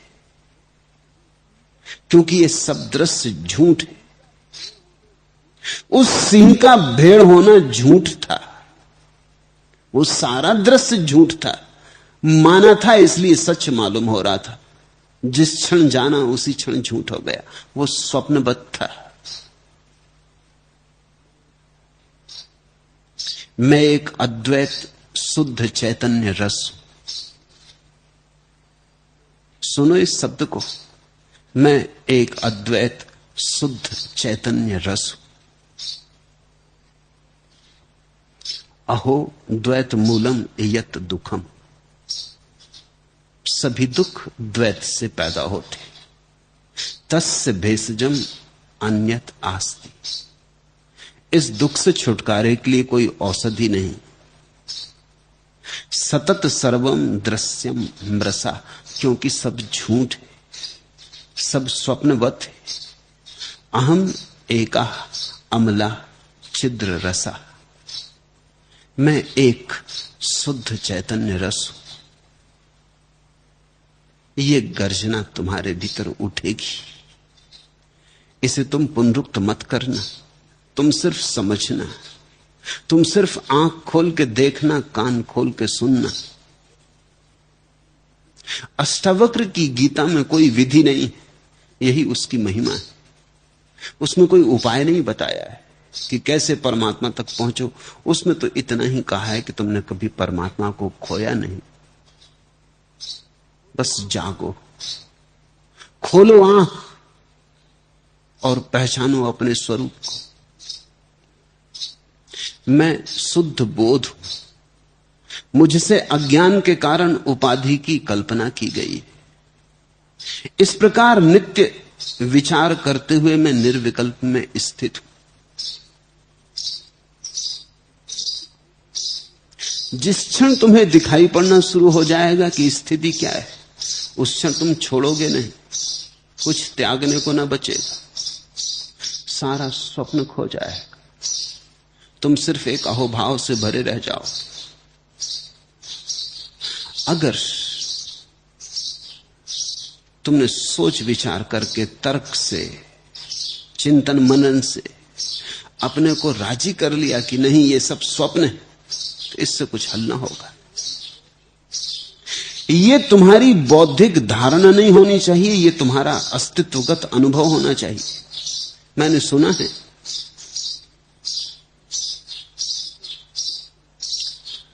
मुल्ला नसुद्दीन से उसकी एक पड़ोसी महिला ने कहा, 5 वर्ष पूर्व मेरा पति आलू खरीदने गया था, परंतु आज तक लौटा नहीं, बताइए मैं क्या करूं। मुल्ला ने खूब सोचा, सिर मारा, आंखें बंद की, बड़ा ध्यान लगाया, फिर बोला, ऐसा है मेरी सलाह मानिए, आप गोभी पका लीजिए। 5 साल हो गए, पति आलू लेने गया था, नहीं लौटा, जाने दीजिए, आप गोभी पका लें या और कोई सब्जी पका लें। महिला कुछ पूछ रही है, मुल्ला कुछ उत्तर दे रहा है। तुम जब किसी से पूछते हो कि मैं दुखी हूं, क्या करूं, तो अष्टावक्र को छोड़ के जो भी उत्तर दिए गए वो बस ऐसे हैं कि गोभी पका लीजिए। कोई ना कोई उपाय बताया जाता है कि ये उपाय कर लो, इस उपाय से सब ठीक हो जाएगा। उपाय से भ्रांति कटती नहीं। समझने की कोशिश करें। एक आदमी हिंसक है, वो सुनता है हिंसा बुरी, हिंसा पाप, उसके मन में भी भाव उठता है अहिंसक होने का, क्योंकि हिंसा पाप ही नहीं है, हिंसक को दुख भी देती है। जो दूसरे को दुख देना चाहता है, देने के पहले अपने को दुख दे लेता है। जो दूसरे को दुख देता है वो देने के बाद भी उस दुख को भोगता रहता है। ये असंभव है कि दूसरे को हम दुख दें और खुद दुखी ना हो जाएं। जो हम देंगे उसे हमें अपने हृदय में पालना पड़ेगा, और जो हमने दिया है उसकी पश्चाताप की छाया हमें काटती रहेगी। तो जो आदमी हिंसक है वो धीरे धीरे अनुभव कर लेता है कि हिंसा है तो बुरी, लेकिन करूं क्या, अहिंसक कैसे बनूं। वो पूछता है अहिंसक कैसे बनूं। फिर उसे अहिंसक बनने की विधि बताने वाले लोग। वो हिंसक आदमी उन विधियों का पालन भी करने लगता है, लेकिन उन विधियों के पालन करने से उसकी हिंसा थोड़ी मिटती। वो उन विधियों के पालन करने में ही हिंसक हो जाता है। वो दूसरे के साथ हिंसा बंद कर देता, अपने साथ शुरू कर देता। उसकी हिंसक वृत्ति कैसे जाएगी। कल तक वो दूसरों के साथ हिंसा कर रहा था, अब अपने साथ करता है। मैंने सुना है एक आदमी बहुत हिंसक था, उसने अपनी पत्नी को धक्का दे दिया, वो कुएं में गिर के मर गई। उसे बड़ा दुख हुआ। किसी तरह अदालत से तो बच गया, सिद्ध ना हो सका, लेकिन उसके प्राणों में बड़ा झंझावात हो गया। उसने कहा बहुत हो गया। गांव में एक जैन मुनि आए थे, वो उनके पास गया। उसने कहा कि महाराज मुझे मुक्त करो, आप जैन मुनि हैं और अहिंसक, और अहिंसा आपका परम धर्म, मैं हिंसक हूं, मुझे किसी तरह मुक्त करो। मुनि ने कहा तो तुम मुनि दीक्षा ले लो। उसने कहा मैं अभी तैयार हूं, इसी वक्त। हिंसक आदमी, क्रोधी आदमी कोई भी चीज शीघ्रता से भी कर लेता है। जो किसी की हत्या कर दे शीघ्रता से, वो अपनी भी हत्या कर ले शीघ्रता से, कुछ अड़चन नहीं। मुनि ने कहा बहुत लोग आते हैं, लेकिन तुम जैसा संकल्पवान। वो संकल्प नहीं था, वो तो सिर्फ हिंसक आदमी की वृत्ति है। वो क्षण में कर गुजरता है, फिर पछताता रहे चाहे जिंदगी भर, लेकिन उसकी मूर्छा इतनी प्रगाढ़ होती कि वो कुछ भी करना चाहे तो क्षण में कर लेता है। और चुनौती दे दी। मुनि ने कहा कि तुम फिर मुनि हो जाओ। उसने कहा मैं अभी तैयार हूं। इधर मुनि सोच ही रहे थे, उसने कपड़े गिरा के नग्न खड़ा हो गया। उसने कहा कि दें दीक्षा। मुनि ने कहा बहुत देखे लोग, तुम बड़े तपस्वी, बड़े तुम्हारे पुण्यों का फल है। वो मुनि हो गए। मुनि ने उनको नाम शांतिनाथ दे दिया। अब वो ऐसे अशांतिनाथ थे, मगर मुनि ने नाम शांतिनाथ दे दिया इसी आशा में कि चलो ये। उनकी बड़ी ख्याति हो गई, क्योंकि उन्होंने सब मुनियों को प्रतियोगिता में पछाड़ दिया। कोई 2 दिन का उपवास करे तो वो 4 दिन का करे, कोई 4 घंटे सोए तो वो 2 घंटे सोए, कोई छाया में बैठे तो वो धूप में खड़े रहे। पुराने हिंसक हिंसा का सारा ढंग अपने पर ही लौटा लिया। हिंसा खुद पे लौटने लगी, आत्महिंसा हो गई। उन्होंने सबको मात कर दिया। वो तो धीरे धीरे बड़े ख्याति उपलब्ध हो गए, दिल्ली पहुंच गए। दूर दूर से लोग उनके दर्शन करने को आने लगे। एक पुराने मित्र उनके दर्शन करने को आए। उन्होंने सुना कि वो जो अशांतिनाथ थे शांतिनाथ हो गए, चलो दर्शन कराएं। क्रांति हुई। ऐसा मुश्किल थे वो हो जाए शांति कभी उनके जीवन में। वहां जाके पहुंचे तो वो अकड़े बैठे थे। सब चला गया था, सब छोड़ दिया था, लेकिन अकड़, और सब छोड़ने की अकड़, और आंखों में वही हिंसा थी, और वही क्रोध थी, और वही आग जल रही थी। शरीर दुर्बल हो गया था, शरीर सूख गया था। खूब तपस्या की थी, लेकिन भीतर की आग शुद्ध होकर जल रही थी। देख तो लिया मित्र को, पहचान भी गए, लेकिन अब इतने महा तपस्वी एक साधारण आदमी को कैसे पहचाने। मित्र भी देख लिया, पहचान भी गया कि उन्होंने भी पहचान लिया है, लेकिन वो पहचान नहीं रहे, इधर उधर देखते नहीं उसकी तरफ। आखिर उसने मित्र ने पूछा कि महाराज बड़े दूर से दर्शन को आया हूं, आपका नाम क्या है? उन्होंने कहा शांतिनाथ। अखबार नहीं पढ़ते, रेडियो नहीं सुनते, टेलीविजन नहीं देखते, सारी दुनिया जानती, कहां से आ रहे हो? महाराज गांव का गंवार हूं, कुछ ज्यादा जानता करता नहीं, पढ़ा लिखा भी ज्यादा नहीं। फिर थोड़ी देर ऐसी और बात चलती रही। उस आदमी ने फिर पूछा कि महाराज नाम भूल गया आपका। महाराज तो बना गए। कह दिया एक दफे की शांति ना, समझ में नहीं आया, बहरे हो? वो आदमी बोला कि नहीं महाराज, जरा बुद्धि मेरी कमजोर है। मगर शांतिनाथ का असली रूप प्रकट होने लगा। वो फिर थोड़ी देर बैठा रहा, उसने फिर पूछा कि महाराज नाम भूल गया। तो वो जो उन्होंने पिच्छी रख छोड़ी थी, जैन मुनि रखते पिच्छी, उठा के उसके सिर पर दे मारी। बोले 1000 दफे समझा दिया, तू ऐसे नहीं समझेगा।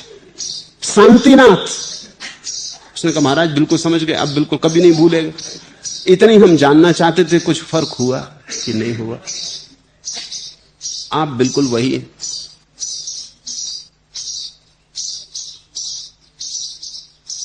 फर्क इतना आसान नहीं। अगर ऊपर ऊपर से विधि और व्यवस्थाएं की जाएं तो फर्क होता ही नहीं, दिखाई पड़ता है। इसलिए मैं सूत्र को महाक्रांति का सूत्र कहता हूं। तुम औषधियों में मत पड़ना, जागो। जागने के उपाय करने की जरूरत नहीं, जागने के उपाय करना सोने की तरकीबें खोजना है। जागना है तो अभी और यहीं, या तो अभी या कभी नहीं। कल पे मत छोड़ो। विधि का तो मतलब यह होता है कल पे छोड़ दिया, स्थगित कर दिया। सुन ली बात, ठीक है, अब साधेंगे, जन्म जन्म लगते हैं तब कहीं मिलता है। ये तो तरकीब है। जनक का वचन है, अहो दुख का मूल द्वैत है, उसकी औषधि कोई नहीं। क्योंकि मूलतः तुम दो नहीं हुए हो, इसलिए औषधि की कोई जरूरत नहीं है। टूटे नहीं, इसलिए जोड़ने की कोई आवश्यकता नहीं है। तुम जुड़े ही हो। सिर्फ देखो, जागो, पहचानो। अलग हो कैसे सकते हो जीवन से? अस्तित्व से भिन्न हो कैसे सकते हो? श्वास श्वास जुड़ी। तुम कभी देखते नहीं जीवन का जोड़ कैसा रसपूर्ण है। रस बहरा सब के भीतर एक दूसरे में बदलता जा रहा। जो श्वास अभी मेरे भीतर है, क्षण भर बाद तुम्हारे भीतर हो जाती, फिर भी तुम नहीं देखते। क्षण भर पहले मैं कहता था मेरी श्वास, क्षण भर बाद तुम्हारी हो गई। तो हम और तुम बहुत अलग नहीं हो सकते। क्षण भर पहले जो तुम्हारी सांस थी अब मेरी हो गई, तो हम और तुम बहुत अलग नहीं हो सकते। ये श्वास का धागा जोड़े हुए है। मैं अगर कहूं कि मैं तो अपनी ही सांस से जीऊंगा, हर किसी की ऐसी बासी और उधार सांस नहीं लूंगा, तो मर जाऊंगा। मैं कहूं कि ना हम दूसरों के जूते पहनते, ना दूसरों के कपड़े, दूसरों की सांस कैसे ले सकते?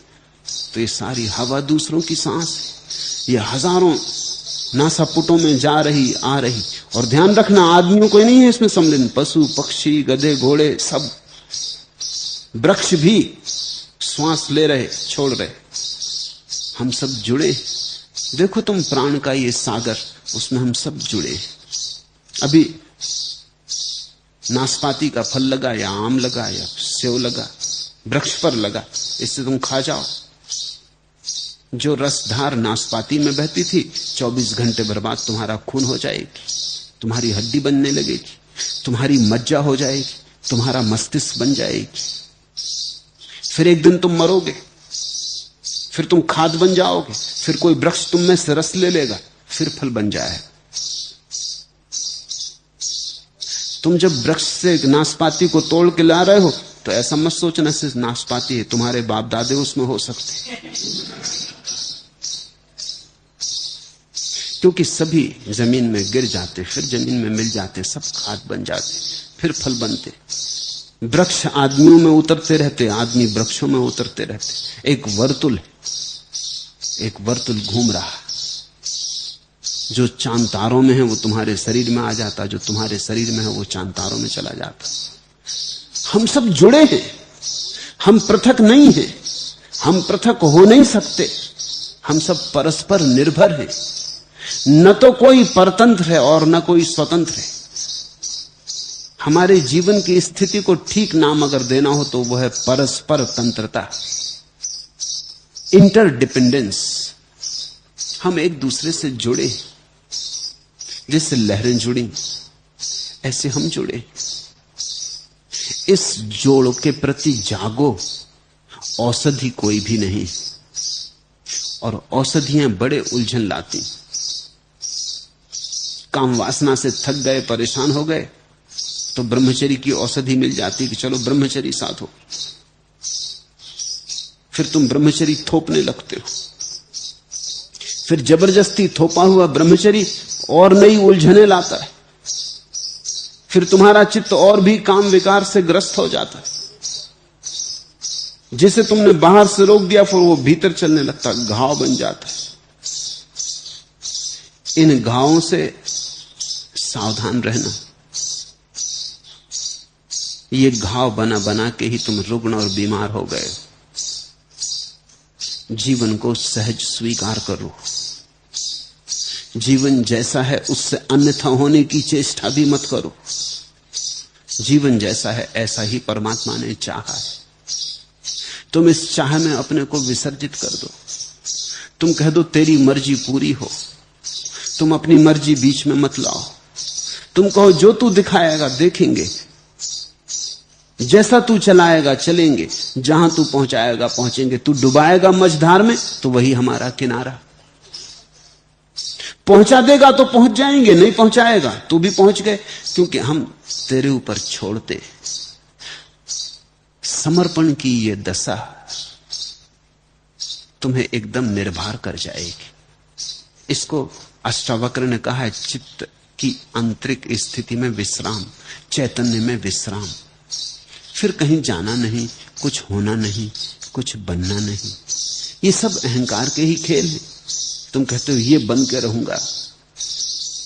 किसी को सिकंदर बनना है, किसी को बुद्ध बनना है, किसी को महावीर बनना है, लेकिन बनने का पागलपन है। तुम हो ही, इससे बेहतर कुछ हो नहीं सकता।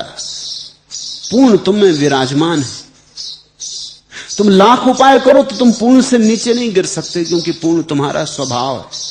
तुम कितने ही पाप करो इससे कोई फर्क नहीं पड़ता, तुम्हारी पूर्णता अकलुषित रह जाती है। तुम निरंजन हो, तुम्हारे अशुद्ध होने का कोई उपाय नहीं।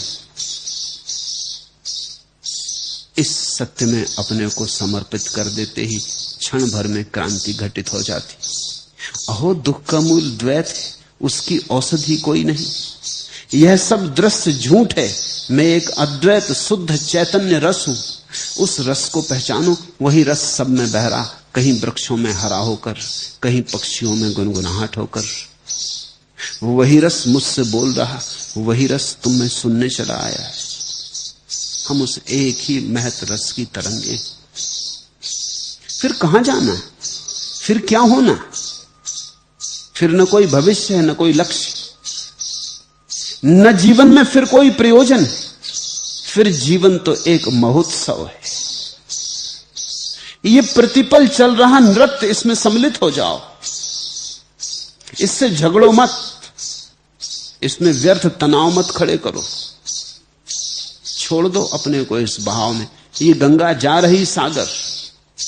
मैंने सुना एक सम्राट आता था, उसने राह में एक भिखारी को देखा चलते, गठरी रखे सिर पर। दया आ गई, कह दिया भिखारी को कि तू भी आके बैठ जा रथ में, कहां जाना है उतार देंगे। भिखारी पहले तो बहुत सकुचाया, सम्राट का रथ स्वर्ण रथ, लेकिन इंकार करने भी कठिन था। सम्राटों की बात इंकार नहीं की जाती। चढ़ गया रथ पर, सिकुड़ के बैठ गया, लेकिन पोटली सिर पर रखे था सो रखे ही रहा। सम्राट ने कहा अरे पागल, अब पोटली तो नीचे रख दे। उसने कहा कि नहीं मालक, मुझको बिठाया यही क्या कम, अब और पोटली का बोझ भी आपके रथ पे रखूं? नहीं नहीं, अब तुम जब खुद ही चढ़ बैठे हो रथ पे, तो पोटली तुम सिर पे रखो कि नीचे रखो, क्या फर्क पड़ता है? वजन तो रथ पर ही है। ये जो विराट का रथ चल रहा है, इसमें तुम नाहक ही पोटली सिर पर रखे बैठे हो। तुम कहते हो कि नहीं महाराज, आपने बिठा लिया इतने ही बहुत, पोटली भी आप पर रखे। नहीं नहीं, लेकिन तुम हर क्षण परमात्मा में ही हो, सारा बोझ उसका है। तुम नाहक बीच में ये पोटली बांधे बैठे हो। ये पोटली है अहंकार की, ये पोटली है भ्रांति की, ये पोटली है द्वैत की, द्वंद की, ये पोटली है संघर्ष की। इसे रखो, करो समर्पण और बह चलो। बहाव धर्म है, समर्पण धर्म की संक्रांति है। मैं शुद्ध बोध हूं, मुझसे अज्ञान के कारण उपाधि की कल्पना की गई है। इस प्रकार नित्य विचार करते हुए मैं निर्विकल्प में स्थित हूं। संस्कृत में जो शब्द है विमर्श, उसका ठीक अर्थ विचार नहीं होता। अहम बोध मात्रा, मैं केवल बोध मात्र हूं, होश मात्र। होश मेरा स्वभाव है, से सब स्वप्नवत है।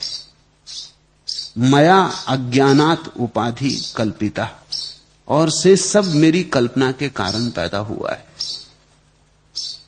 एवं नित्यम विमर्शिता मम स्थित निर्विकल्पे, और मेरा विमर्श, विमर्श शब्द समझने जैसा, अंग्रेजी में एक शब्द है रिफ्लेक्शन, वो ठीक अर्थ है विमर्श का। विचार का तो अर्थ होता है तुम्हें पता नहीं और तुम सोचते हो, तुम कहते हो हम विचार करते हैं। विमर्श का अर्थ होता है जैसे दर्पण में प्रतिबिंब बनता है। दर्पण सोचता थोड़ी, तुम सामने आए तो सोचता थोड़ी कि देखें कौन है, आदमी है कि औरत, सुंदर है क्या सुंदर, फिर वैसा ही रूप बता दे ना। दर्शन दर्पण में सिर्फ प्रकट होता, तुम्हारी छवि बन जाती। रिफ्लेक्शन, विमर्श। जनक कहते हैं इस प्रकार नित्य विमर्श करते हुए, इस प्रकार नित्य क्षण क्षण इस शाश्वत एकता को देखते हुए, ये हृदय के प्रतिबिंब में, हृदय के दर्पण में बनते प्रतिबिंब को निहारते हुए मैं निर्विकल्प चित्त दशा में स्थित हूं, शुद्ध बोध हूं। जो हुआ सब मेरी कल्पना से हुआ, जो हुआ सब मेरी कल्पना का खेल है। कल्पना मनुष्य की शक्ति है। पूरब के शास्त्र कहते हैं कि कल्पना परमात्मा की शक्ति है। कल्पना का ही दूसरा नाम माया।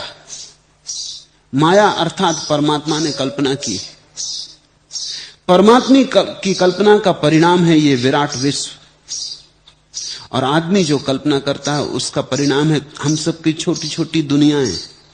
हर आदमी अपनी अपनी दुनिया में रहता है, अपनी अपनी दुनिया में बंद।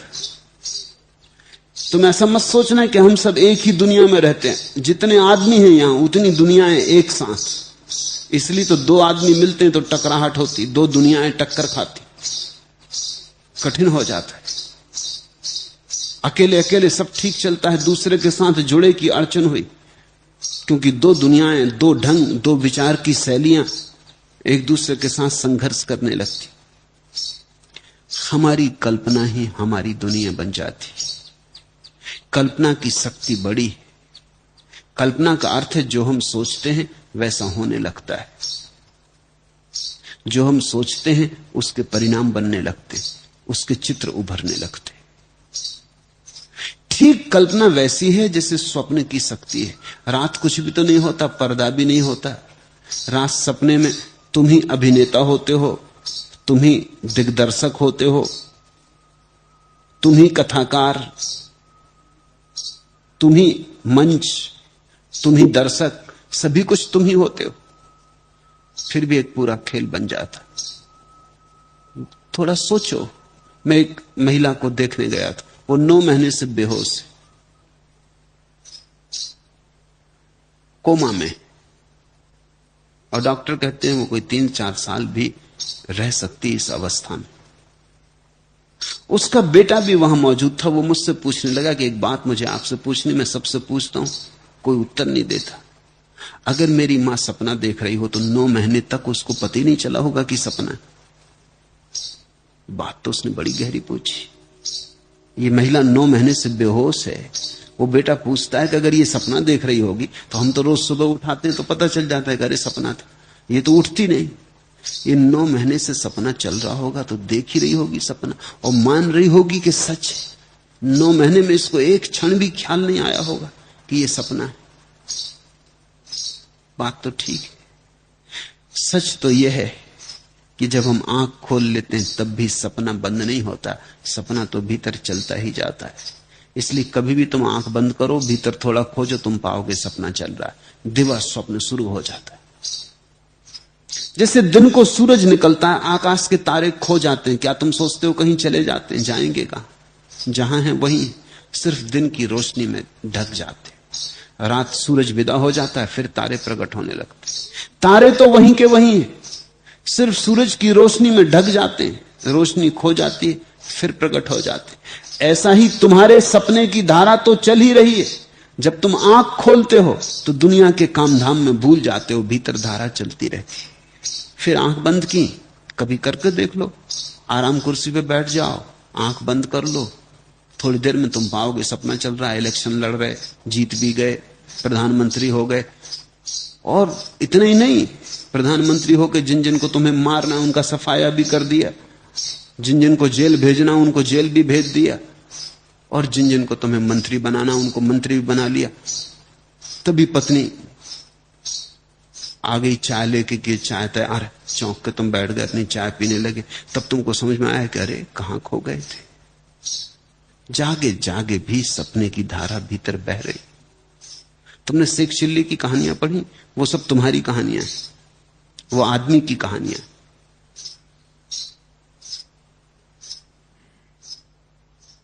हम सब शेख चिल्ली हैं जब हम कल्पना में पड़े होते। जब तक कल्पना पूरी समाप्त ना हो जाए तब तक शेख चिल्लीपन समाप्त नहीं होता।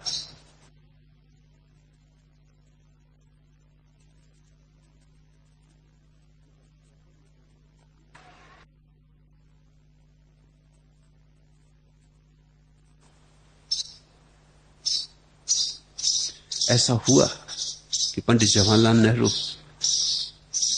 एक पागलखाने गए देखने। उस गांव में गए थे तो पागलखाने देखने गए।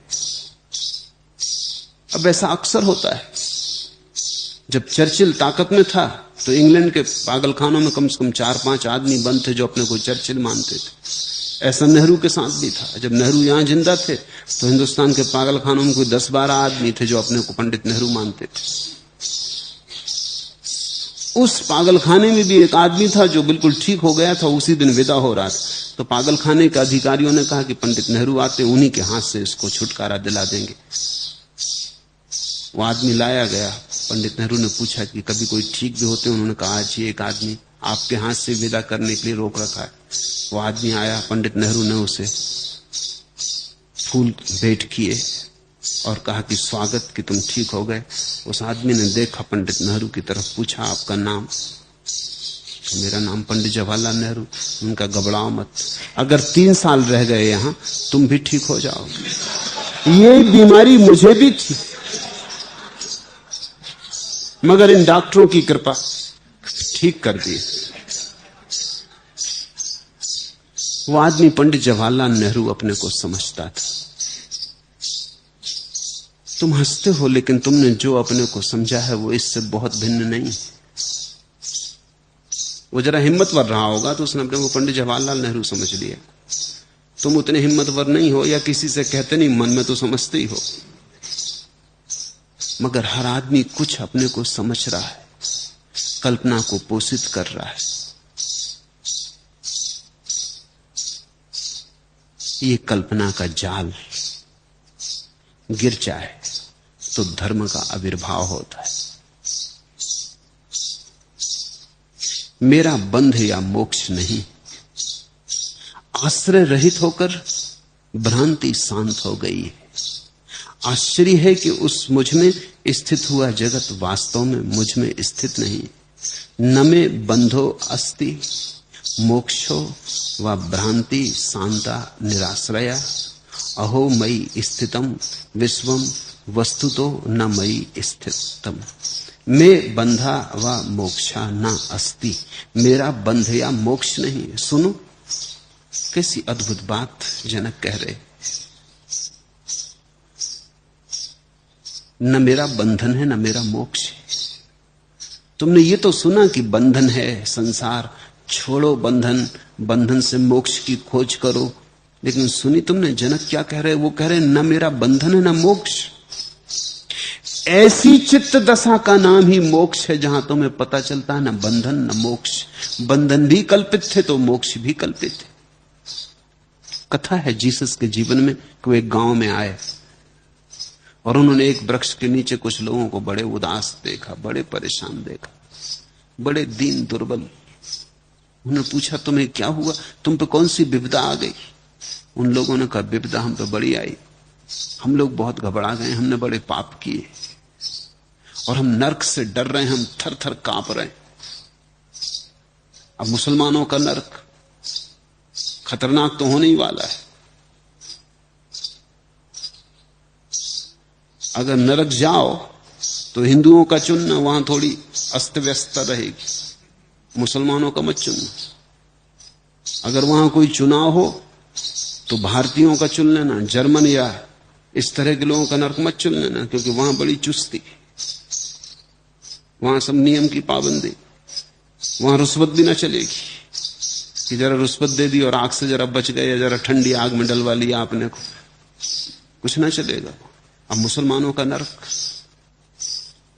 वो तो ठीक से सताएंगे, छोड़ेंगे नहीं, वो तो बड़े धार्मिक रूप से सताएंगे। उन्होंने कहा हम बड़े घबरा गए हैं, पाप बहुत किए, हम घबरा रहे हैं, हम कप रहे हैं, अब मरने का दिन करीब आ रहा है, दोजख में पड़ेंगे, नरक में सड़ेंगे, तो हमें चैन नहीं। जीसस और आगे बढ़े, एक वृक्ष के नीचे उन्होंने और लोगों को बैठे देखा, वो बड़े आशा से भरे बैठे थे, लेकिन आशा में भी भय था। और उन्होंने बड़ी तपस्या की थी, उपवास किए थे, धूप में शरीर को गलाया सताया था, रूख सूखे हड्डियां हो गए थे। उन्होंने पूछा तुम्हें क्या हुआ, तुम पे कौन सी विपदा पड़ी? उन्होंने कहा हम स्वर्ग की तैयारी कर रहे हैं, नरक का भय है तो हम स्वर्ग की तैयारी कर रहे हैं, हम पुण्य अर्जन कर रहे हैं, मगर फिर भी डर लगता है कहीं चूक तो ना जाएंगे। सब दांव पे लगा दिया, जीवन दांव पे लगा दिया, लेकिन स्वर्ग लेके रहेंगे, बहिष्ठ में पहुंच के रहेंगे, मगर उसी चिंता में हम परेशान भी हैं, तनाव भी मन में बना है। जीसस और आगे बढ़े, उन्होंने एक तीसरे वृक्ष के नीचे कुछ लोगों को बैठे देखा जो बड़े मस्त थे, उनकी हालत बिल्कुल अलग थी, न तो नरक से घबराए थे जैसे लोग वैसे भी न थे, स्वर्ग के लिए लोभ से भरे लोग वैसे भी न थे, वो बड़े मस्त थे, वो गीत गुनगुना रहे थे, नाच रहे थे, आनंद मग्न थे। उन्होंने पूछा तुम्हें क्या हुआ, तुम बड़े खुश हो, तुम पे कोई विपत्ति नहीं आई? उन्होंने कहा कि नहीं, क्योंकि हमने जान लिया न स्वर्ग है न नरक है, सब मन का खेल। दुख सुख दोनों ही मन की धारणाएं, दुख का आत्यंतिक रूप नरक है, सुख का आत्यंतिक रूप स्वर्ग है। सुख दुख दोनों मन में है, स्वर्ग नरक भी दोनों मन में। ऐसा जो जान लेता कि सभी द्वंद्व मन में है, वही मुक्त है। इस मुक्ति की आखिरी घोषणा जनक करते, मेरा बंध या मोक्ष नहीं। बंधन भी झूठे हैं तो मोक्ष कैसा? बंधन है ही नहीं तो मोक्ष कैसा? दोनों असत्य हैं। आश्रय रहित होकर भ्रांति शांत हो गई। अब मेरा कोई आश्रय नहीं, अब मैं किसी आशा के सहारे नहीं जी रहा, और जब आशा नहीं है तो निराशा नहीं होती।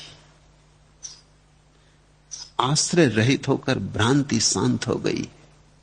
आश्चर्य है कि मुझ में स्थित हुआ जगत वास्तव में मुझ में स्थित नहीं।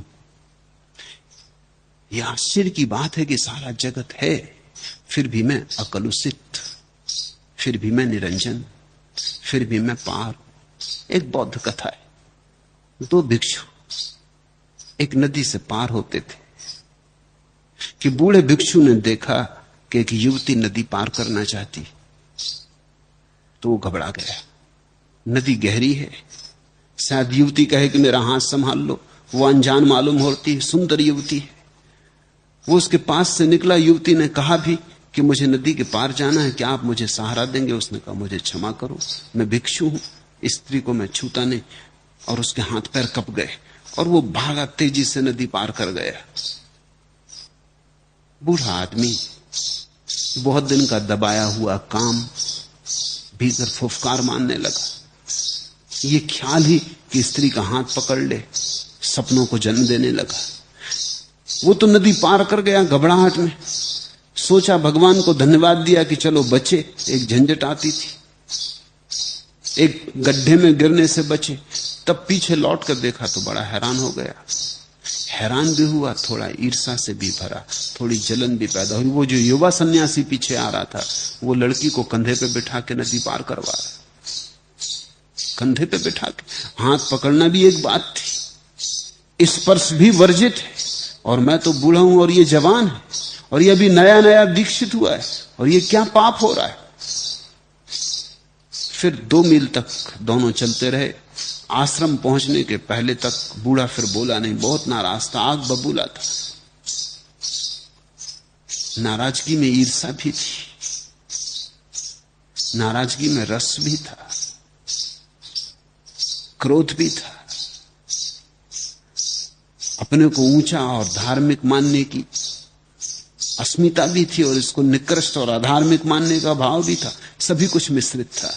सीढ़ियां जब वे चढ़ने लगे आश्रम की, तब बूढ़े से न रह गया। उसने कहा कि सुनो, मुझे गुरु से जाके कहना ही पड़ेगा, क्योंकि ये तो नियम का उल्लंघन हुआ है। और तुम युवा हो, और तुमने स्त्री को कंधे पे बिठाया। स्त्री सुंदर भी थी। उस युवा ने कहा, आप भी आश्चर्य की बात कर रहे हैं। मैं तो उस स्त्री को नदी के किनारे उतार भी आया, क्या आप उसे अब भी अपने कंधे पे लिए हुए? अब भी आप भूले नहीं? 2 मील पीछे की बात आप अभी खींचे लिए जा रहे हैं। ध्यान रखना, ये संसार है तुम्हारे पास, तुम में स्थित, तुम इसमें स्थित, मगर ऐसा भी जीने का ढंग है कि न तुम संसार को छू, न संसार तुम्हें छू पाए। तुम ऐसे गुजर जाओ अस्पर्शित, कुंवारे के कुंवारे। ये कालख तुम्हें लगे ना, ऐसे गुजरने का ढंग है। उस ढंग का नाम ही साक्षी। शरीर सहित यह जगत कुछ नहीं है, अर्थात न सत है और न असत है, और आत्मा शुद्ध चैतन्य मात्र है। ऐसा निश्चय जानकर अब किस पर कल्पना को खड़ा करें? अब कहां अपनी कल्पना को रोपें? सब आश्रय गिर गए। न सुख की कोई कामना है, न दुख की कोई भय है, न कुछ होना है, न कुछ बचना है, न कहीं जाना है, न कुछ बनना है। सब आश्रय गिर गए। अब कल्पना को कहां खड़ा करें? कुछ लोग धन पर कल्पना को खड़ा किए, वो उनका आश्रय। वो हमेशा धन ही गिनते रहते, वो नींद में भी रुपए गिनते रहते। रुपए की खनकार ही एकमात्र संगीत है जिसे वो संगीत मानते। कुछ लोग हैं पद के दीवाने, वो बस उनकी कुर्सी ऊपर उठती जाए, इसकी ही फिक्र में लगे। बड़ी से बड़ी कुर्सी पे बैठ जाएं, चाहे फांसी क्यों न लगे, बड़ी कुर्सी पे कोई हर्जा नहीं, मगर कुर्सी बड़ी होनी चाहिए। वो उनका आश्रय। फिर कुछ लोग हैं जो स्वर्ग की कामना कर रहे हैं कि स्वर्ग में बैठेंगे। यहां क्या रखा है? यहां की कुर्सियां आज मिलती कल छिन जाती, यहां में क्या सार है? बैठेंगे स्वर्ग पर, वहां कल्प वृक्ष के नीचे बैठ के भोगेंगे दिल खोल के। फिर समय का कोई बंधन नहीं, सीमा नहीं, मगर ये सब आश्रय हैं मन के। ऐसा निश्चय जानकर अब किस पर कल्पना को खड़ा करें? यह शरीर स्वर्ग नरक बंध मोक्ष और भय भी कल्पना मात्र है। मुझे उनसे क्या करना है? मैं तो शुद्ध चैतन्य हूं। खूब जागरण की घटना घटी जनक को। अष्टावक्र की मौजूदगी में विमर्श पैदा हुआ। अष्टावक्र के दर्पण में जनक ने अपना चेहरा देखा, उसे आत्मस्मृति आई। अनूठी घटना घटी। बड़ी मुश्किल से ऐसा होता है कि ऐसा गुरु और ऐसा शिष्य मिल जाए। शिष्य तो बहुत, गुरु बहुत, लेकिन ऐसा कभी कभी घटता है जबकि अष्टावक्र जैसा गुरु और जनक जैसा शिष्य मिल जाए। जब ऐसी घटना घटती है, ऐसे गुरु और शिष्य का मिलन होता है, तो सत्य का विस्फोट न होगा तो क्या होगा? ऐसे शुद्ध दर्पण के सामने ऐसा सरल चित्त व्यक्ति विनम्र भाव से झुका हुआ खड़ा हो गया, उसे दर्शन हो गए। हो गई सिंह गर्जना। वो ऐसे बोलने लगा जैसे कभी ना बोला था। वो ऐसे बोलने लगा जैसा अष्टावक्र बोलते थे। जैसे खुद तो खो गया और अष्टावक्र का ही गीत उसकी बांसुरी पे बजने लगा, जैसे अष्टावक्र ही उससे बोलने लगे। शिष्य अगर मिटने को राजी हो तो गुरु उसके हृदय के गहरे कोने से बोलने लगता है। शिष्य अगर झुकने को राजी हो तो गुरु बाहर नहीं रह जाता, गुरु तुम्हारे अंतरतम में प्रतिष्ठित हो जाता। ऐसा ही हुआ, ऐसी ही महत्वपूर्ण घटना घटी। विमर्श करो उस पर, ध्यान करो उस पर।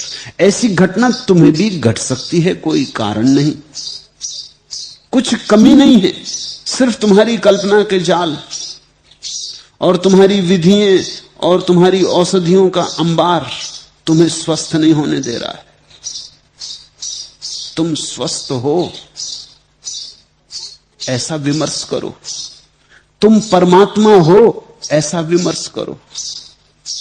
जो होना था हो ही चुका है, जो पाना था मिला ही है। तुम अपने घर में बैठे हो, सिर्फ कल्पना के माध्यम से तुम दूर निकल गए हो। एक क्षण मात्र में, क्षण के भी अंश मात्र में वापसी हो सकती है।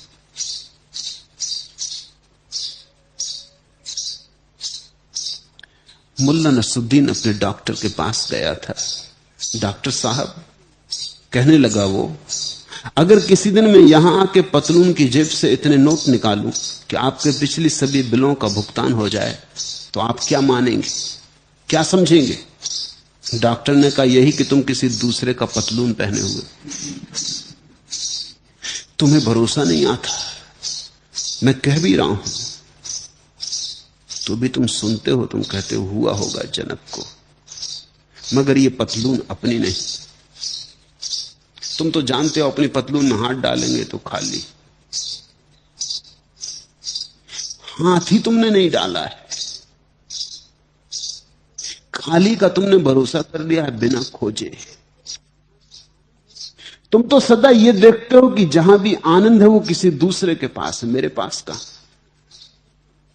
मुस्कुराहटें सब दूसरों की हैं, आंसू सिर्फ तुम्हारे, ऐसी तुम्हारी धारणा हो गई। दुख केवल तुम्हारे हैं, सुख सब पराए। ये गीत घटते हैं किसी और को, तुम्हारे जीवन में तो सदा दुख ही दुख बरसता है। ये अमृत बरसता होगा कहीं किसी सौभाग्यशाली को, तुम्हें भरोसा नहीं आता। मैं कहता हूं ये पतलून तुम्हारी है, हाथ तो डालो। तुम कहते हो क्या सार बार बार हाथ डालने से, वहां कुछ भी नहीं। तुमने कभी हाथ डाला ही नहीं और कुछ भी नहीं है, इस भ्रांति में तुम पड़ गए हो। एक बार अपने भीतर झांको तो।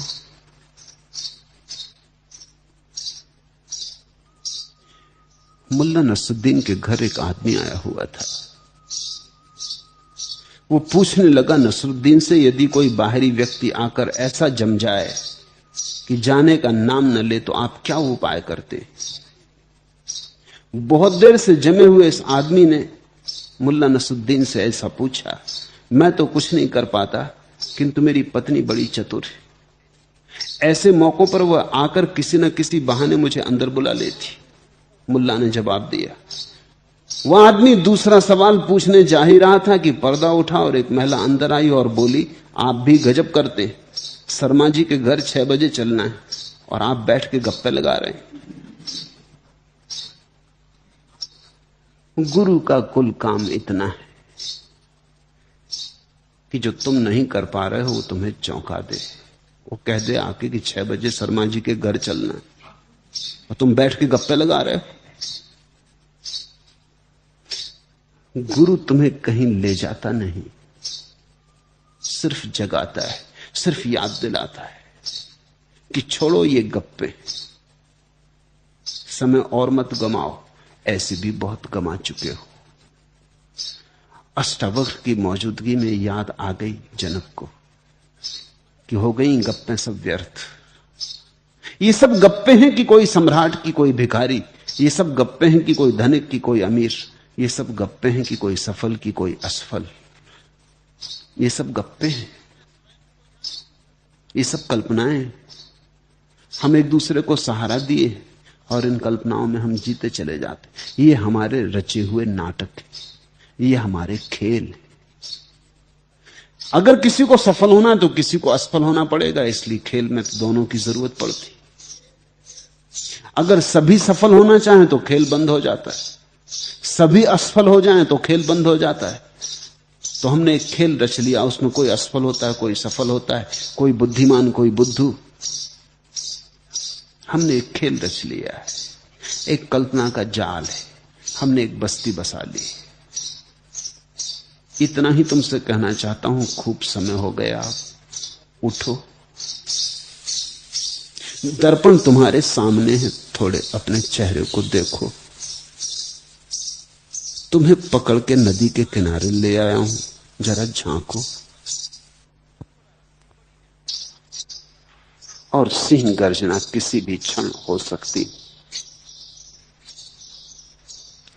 हरि ओम तत्सत। आज इतना।